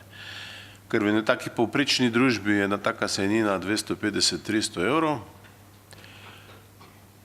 kar na prvi pogled ne zgleda veliko za sejo, pa je pa tako v četrti točki sklepa je pa še napisan, ja, pa še letna plača 4, 5, 6 tisoč evrov, po 1000 evrov mesečne plače je kar običajno za neko gospodarsko firmo s 300-400 zaposlenimi, za nadzornike. In potem ob ustreznem manjšem sistemu utegne zadeva zlaufati, ne. Moram pa reči, čeprav sem član vlade, ne, zdravstvo ne gre primerjati z nekaterimi inštitucijami, drugimi javnimi inštitucijami. Imamo ne le opravka s 3-4 milijardami denarja, s tretjo največjo blagajno, imamo opravka z zdravljenjem ljudi. In to je zelo velika odgovornost, kjer se napake kaznujejo zelo na hitro, ne. Pa zelo velik posledic je v ozadju. In tako kot usposobimo vrhunskega kirurga, ne, pa še traja preden rata popolnoma usposobljen, moramo usposobiti tudi menedžment. Jaz upam, da bom zagnal, ali pa zdaj je že tako, izbral en program, ki so ta hip v igri, pa ima Mariborska fakulteta, pa ima Ljubljanska fakulteta, pa zdravniška zbornica zdaj nekaj organizira, pa kdo predava, ko tudi vas, zgledam, vas je veliko usposobljenih, ne. Upam, da imajo vsaj predavatelje te prave, ne. Da ni to spet neka teoretična predavanja. Ljudje iz prakse pa malo manj predavajo, ne. Jaz sem svoj čas, ko sem bil direktor zavoda, ponudil eni fakulteti v času podiplomskega študija, da mi da, naj pride eden gledati, kako se to dela posel, naj bo 2 meseca z nami, pol leta z nami, da bo videl, ker se moraš naučiti na dnevni bazi, ne, teh stvarih, pa ni bilo odziva. Ni bilo odziva. Eno izmed prvih vprašanj, ki ga vprašam direktorja je, kako vam potekajo sestanki po hiši, da vidim, če gre informacijski tok, ne. Od vsak dan, gospod Nardin je rekel, da vsak dan se sestaja s predstavniki, že malo pretirava, do odgovora sem prišel, kaj pa je to? Se pravi, pa velika bolnica, informacijskega toka tistih, ki kontrolirajo stroške, to so predstojniki pa glavne medicinske sestre, ni, da bi bil obveščen. Tukaj smo porabili, tukaj tako, ta. Do zapiranja informacij v nekaterih bolnišnicah, da sam ozek krog ve, kaj se v resnici dogaja, do iskrenega začudenja predstojnikov največje inštitucije, ne, z uglednim pedigrejem, z uglednimi mesti, so že upokojeni, ne, ki ne vejo niti, kako denar pride na oddelek. Da imajo nek tam oddelek za plan in analize, ko naredi tukaj smete porabiti. Da v drugih stvareh, kot je naprimer, ali so zdravniki razporejeni na delo po bolnicah, po urah, na delovišča po urah in ali to spremljamo, ne, mi reče gospod Nardin, to je z veliko težavo se to naredi. In če nimamo to narejen, ne, v ambulantah ni problem. Če tega nimamo narejenega, v trenutku pride do ene zadeve, ki ni korupcija, je pa neracionalno poslovanje, ne vemo, koliko natančno ljudi dela in vedno jih je premalo. In blazno se nam odseljujejo v tujino, in diplomirane sestre, in zdravniki, pa nas je v zadnjih 10 letih 4500 več, kot nas je bilo. To pa pozabimo povedati. In potem z enim delom napihujemo. Da bom pa drugo reč, ker ste vsi iz zdravstva tudi poudaril, imamo pa opravka z ljudmi, ki hladno vršajo eter, da je za 500 milijonov korupcije v slovenskih bolnišnicah, tu so kompletni vsi materialni stroški po bolnicah. Ne da bi dokazali, to se nekritično povzame medijsko, ne, in potem minister predlaga dvig prispevnih stopenj za okoli 130 milijonov leta 2012 in je zadeva gladko padla v vodo. Vse imate denar. Gospa Rogljeva je bila zraven takrat, ne. Kaj bomo dodajali denar, vsega imate dost po zdravstvu. Ob tem, da damo 2000 evrov, Avstrijci pa 4000 evrov in storitve, ki jih dobimo v Sloveniji, niso 50% slabše od avstrijskih, tudi količina ne. Tako da smo kar v redu. Zdravstvo dobimo še sorazmeroma poceni v primerjavi z drugimi zadevami. Je pa seveda anomalije potrebno nenehno odpravljati. Ne pa preveč, treba je z njimi govoriti v kontekstu, ne?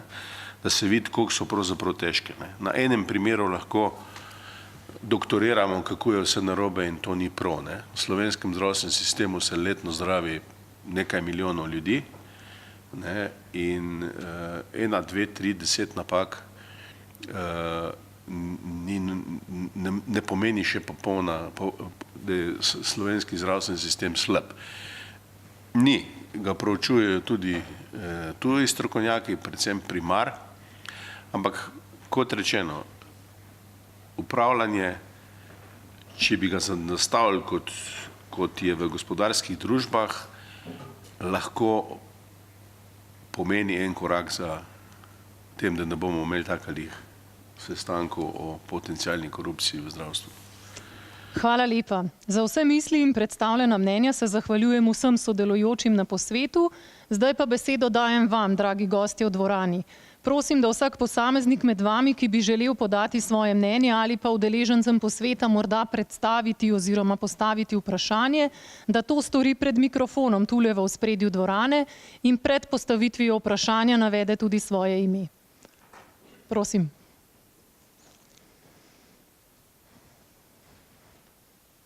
Hvala lepa. Moram reči, da sem zelo pozorno poslušal vsa izvajanja, ampak nekaj mi pa manjka. Gospod minister, strinjamo se, da imamo težave pri izbiri kadrov zaradi dveh temeljnih vzrokov. Prvi vzrok je podhranjenost s plačili za kakovosten kader na operativnem nivoju, drugi pa je izbira kadra po principu strokovnosti. Zdaj, kot minister imate škarje in platno v rokah, sami ste nakazali nekaj rešitev za poslovanje direktorjev na drugačen način, da to niso javni delavci, možnost direktorjev, da sklepajo individualne pogodbe za ohranjanje najkakovostnejših kadrov, z obojim se strinjam. Pričakoval sem pa še mogoče kaj na temo načrtovanja kadrov. Imam občutek, da se v zdravstvu preveč zadev počne ad hoc. Ko nam zmanjka direktorja, potem iščemo tistega, ki je v tem trenutku najbolj primeren. Ne ukvarjamo se pa s planiranjem kadrov na dolgi rok, oziroma vi ste se osebno, rekli ste, da ste povabili nekoga iz fakultete za menedžment, ki bi se lahko tega posla dejansko v praksi pri vas naučil.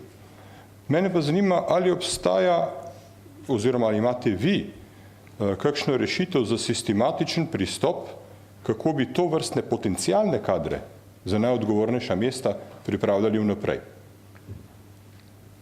Gre za izobraževanje medicinskih strokovnjakov na področju menedžmenta, za njihovo spremljanje skozi življenjsko delo in za možnost, da se jih v trenutku, ko so potrebni, izbere na podlagi verificiranih znanj in izkušenj skozi njihovo karierno delo. Potem se bomo pa izognili temu, da so razpisi mogoče prilagojeni temu, da nimamo nobenega primernega kandidata, pa pogoje spremenimo tako, da dobimo mandžurijskega kandidata. No. Upam, da se razumemo. Možen je sistemski pristop, seveda je potrebno zagotoviti sredstva in seveda je potrebno stimulirati kadre. Ampak mene predvsem zanima, tekom vašega mandata, kako se boste lotili tega sistemskega pristopa za pripravo kadrov. Potem bo vpliv politike seveda še vedno lahko preferenčen za posamezne kandidate, ampak lahko boste pa izbirali med kakovostnimi kandidati, ne pa tako kot sedaj. Hvala. Prosim, v gospodarstvu se kandidata povab, ne? Jaz mislim, da bazen strokovnjakov mi imamo, pa ki je tako rahlo spregledan. Ne? Gospa Bem lahko potrdi, kako smo mi zbirali direktorje območnih enot Zavoda za zdravstveno zavarovanje. Ne? Tako da smo izbrali kandidata, je pa res, da sem imel z diskrecijsko pravico zbrati kandidata, svet zavoda oziroma nadzorni odbor, upravni odbor ga je pa potrdil. Ne? Ampak to je bil praviloma kandidat, ki je zrastel od znotraj. je bil pomočnik direktorja ali pa je en velik sektor vodil in je spoznal materijo.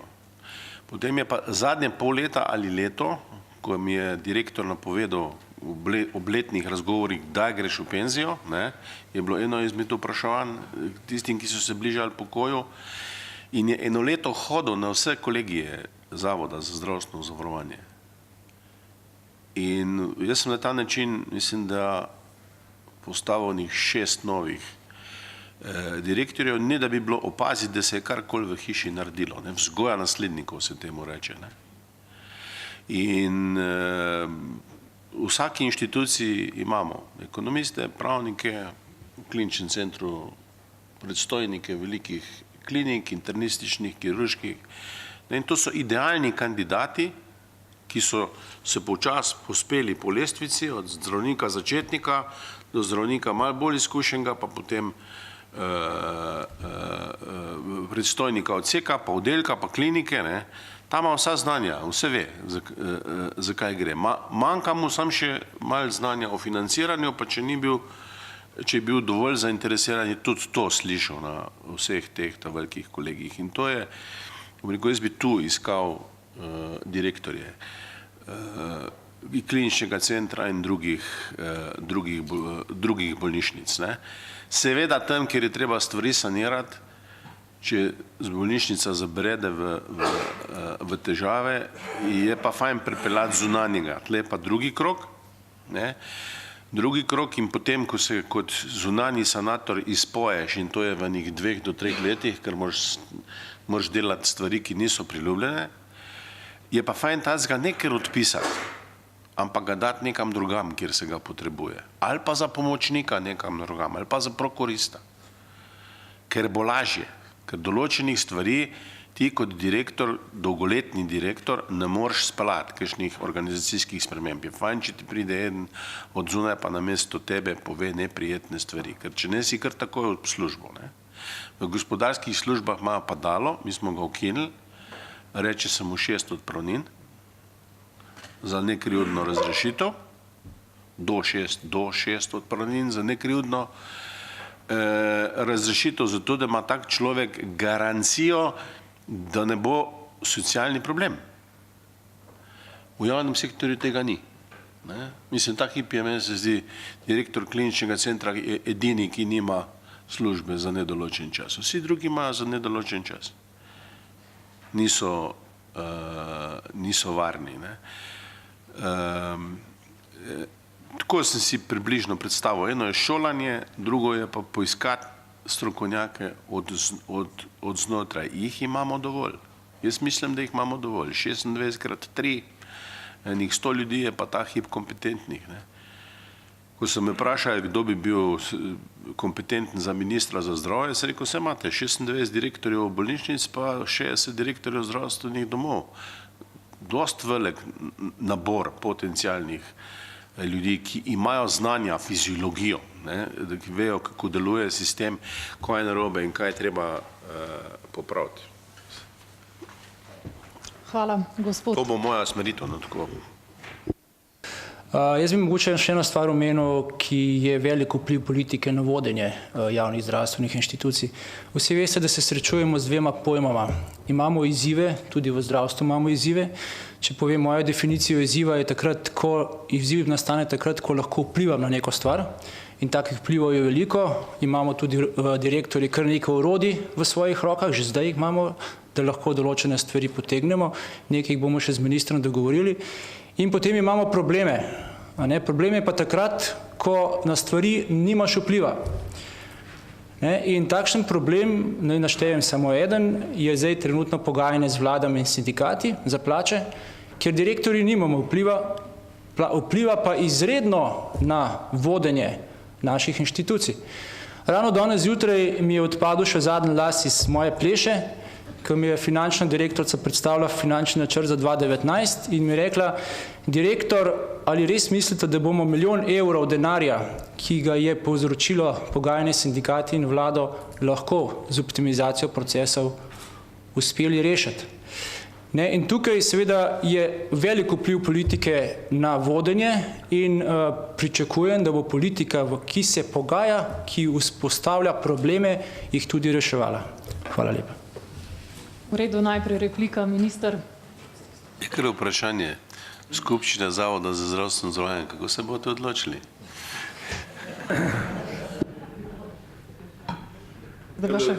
To je bilo retorično vprašanje. Ja, se tudi skupščina Zavoda za zdravstveno zavarovanje zaveda, da je treba dvigniti cene. V enem delu je pa nekaj, kar sem tudi direktorjem že povedal. Gospa Bemova pa zdaj slišala. Dvigniti moramo pa tudi produktivnost. Skrajšati je treba čakalne dobe. Mi se moramo nehati hecati z nekimi standardi in normativi in ne vem kaj še vse. Ko smo jih sprejemali, smo vedeli, da zadeva ne bo delovala v praksi. Naloga direktorjev je, da dvigujejo produktivnost skozi izboljšano organizacijo dela. To je osnovna naloga. In normo, dnevno normo, koliko mora kaj narediti, mesečno normo, določa direktor, ne sindikat pa vlada. Čeprav bi včasih to kar radi videli, da bi po nekem šimeljno zadeva laufala. Ne gre to tako. Skupščini zavoda moramo dati skrajšanje čakalnih dob najmanj za polovico, če hočemo, da bo roka dzignila. Izvolite. Hvala lepa. Metod Mezek, Združenje zdravstvenih zavodov Slovenije. Gospod predsednik Državnega sveta je postavil dobro, smiselno vprašanje o načrtovanju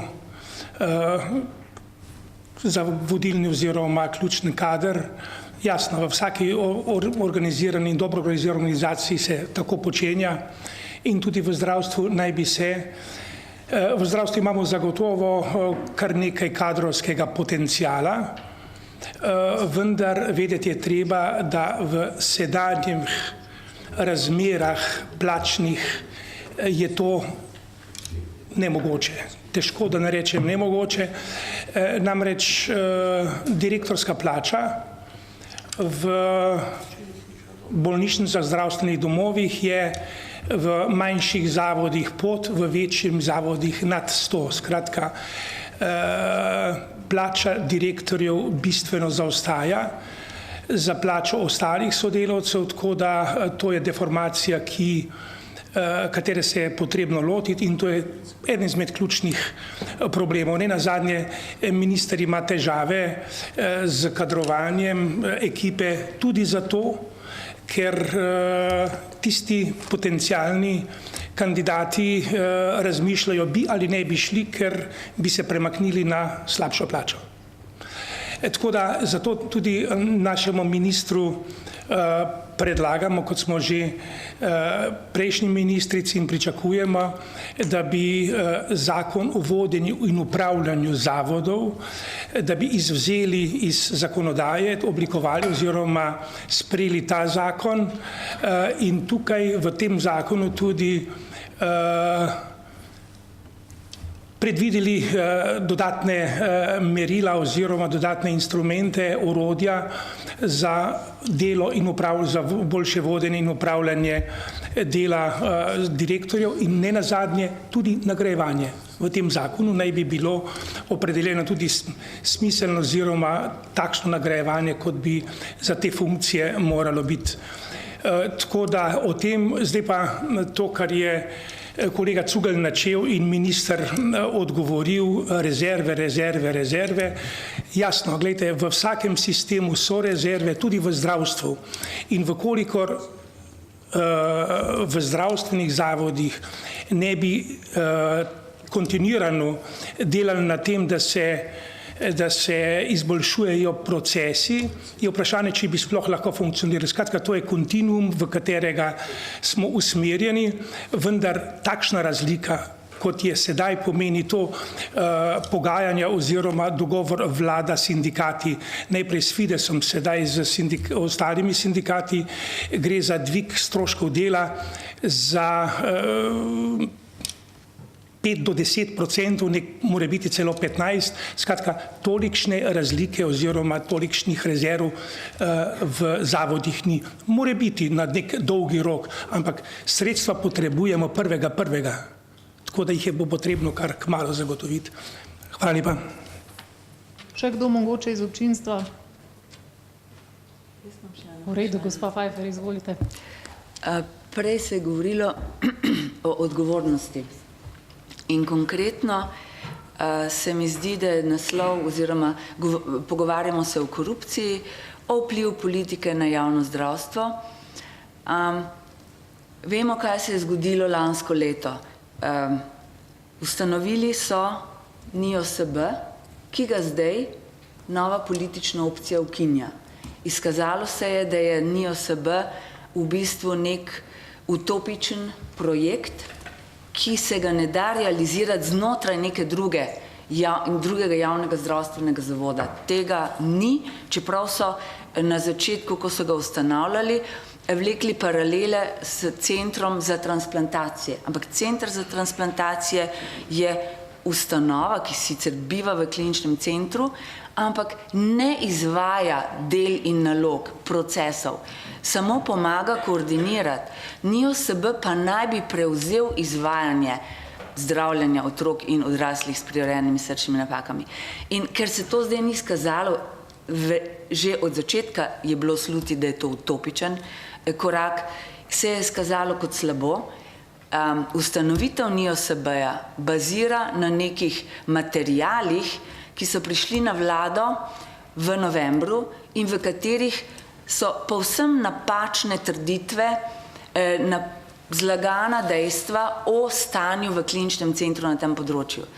Ali bo kdo odgovarjal za te materijale, lažne materijale, ki so šli na vlado, na osnovi katerih se je NIOSB ustanovil, to je prvo vprašanje. In drugo vprašanje, ali bo kdo odgovarjal za to, da se je prekinil razvoj delovanja v UKC-ju. Mi smo imeli že skoraj podpisan pogodbo junija 2017, pa je klic ministrice našemu direktorju, ki je bil na poti k podpisu pogodbe, preprečil podpis. Ustanovil se je nek projektni svet, ki naj bi pomagal urejati, ko se je začela politika vpletati, ki naj bi uredil to področje, ampak to področje ni urejeno. To področje je zelo, zelo slabo urejeno letos v primerjavi z lanskim letom, ko je bilo najbolje urejeno v zadnjih 10 letih. Posebno v zadnjih mesecih leta in prvih mesecih leta 2018, ko smo imeli kirurge tukaj vsak delovni dan. In to zelo izkušene in dobre kirurge iz Češke. Tako da, a bo kdo odgovarjal, to je moje vprašanje, in na kakšen način?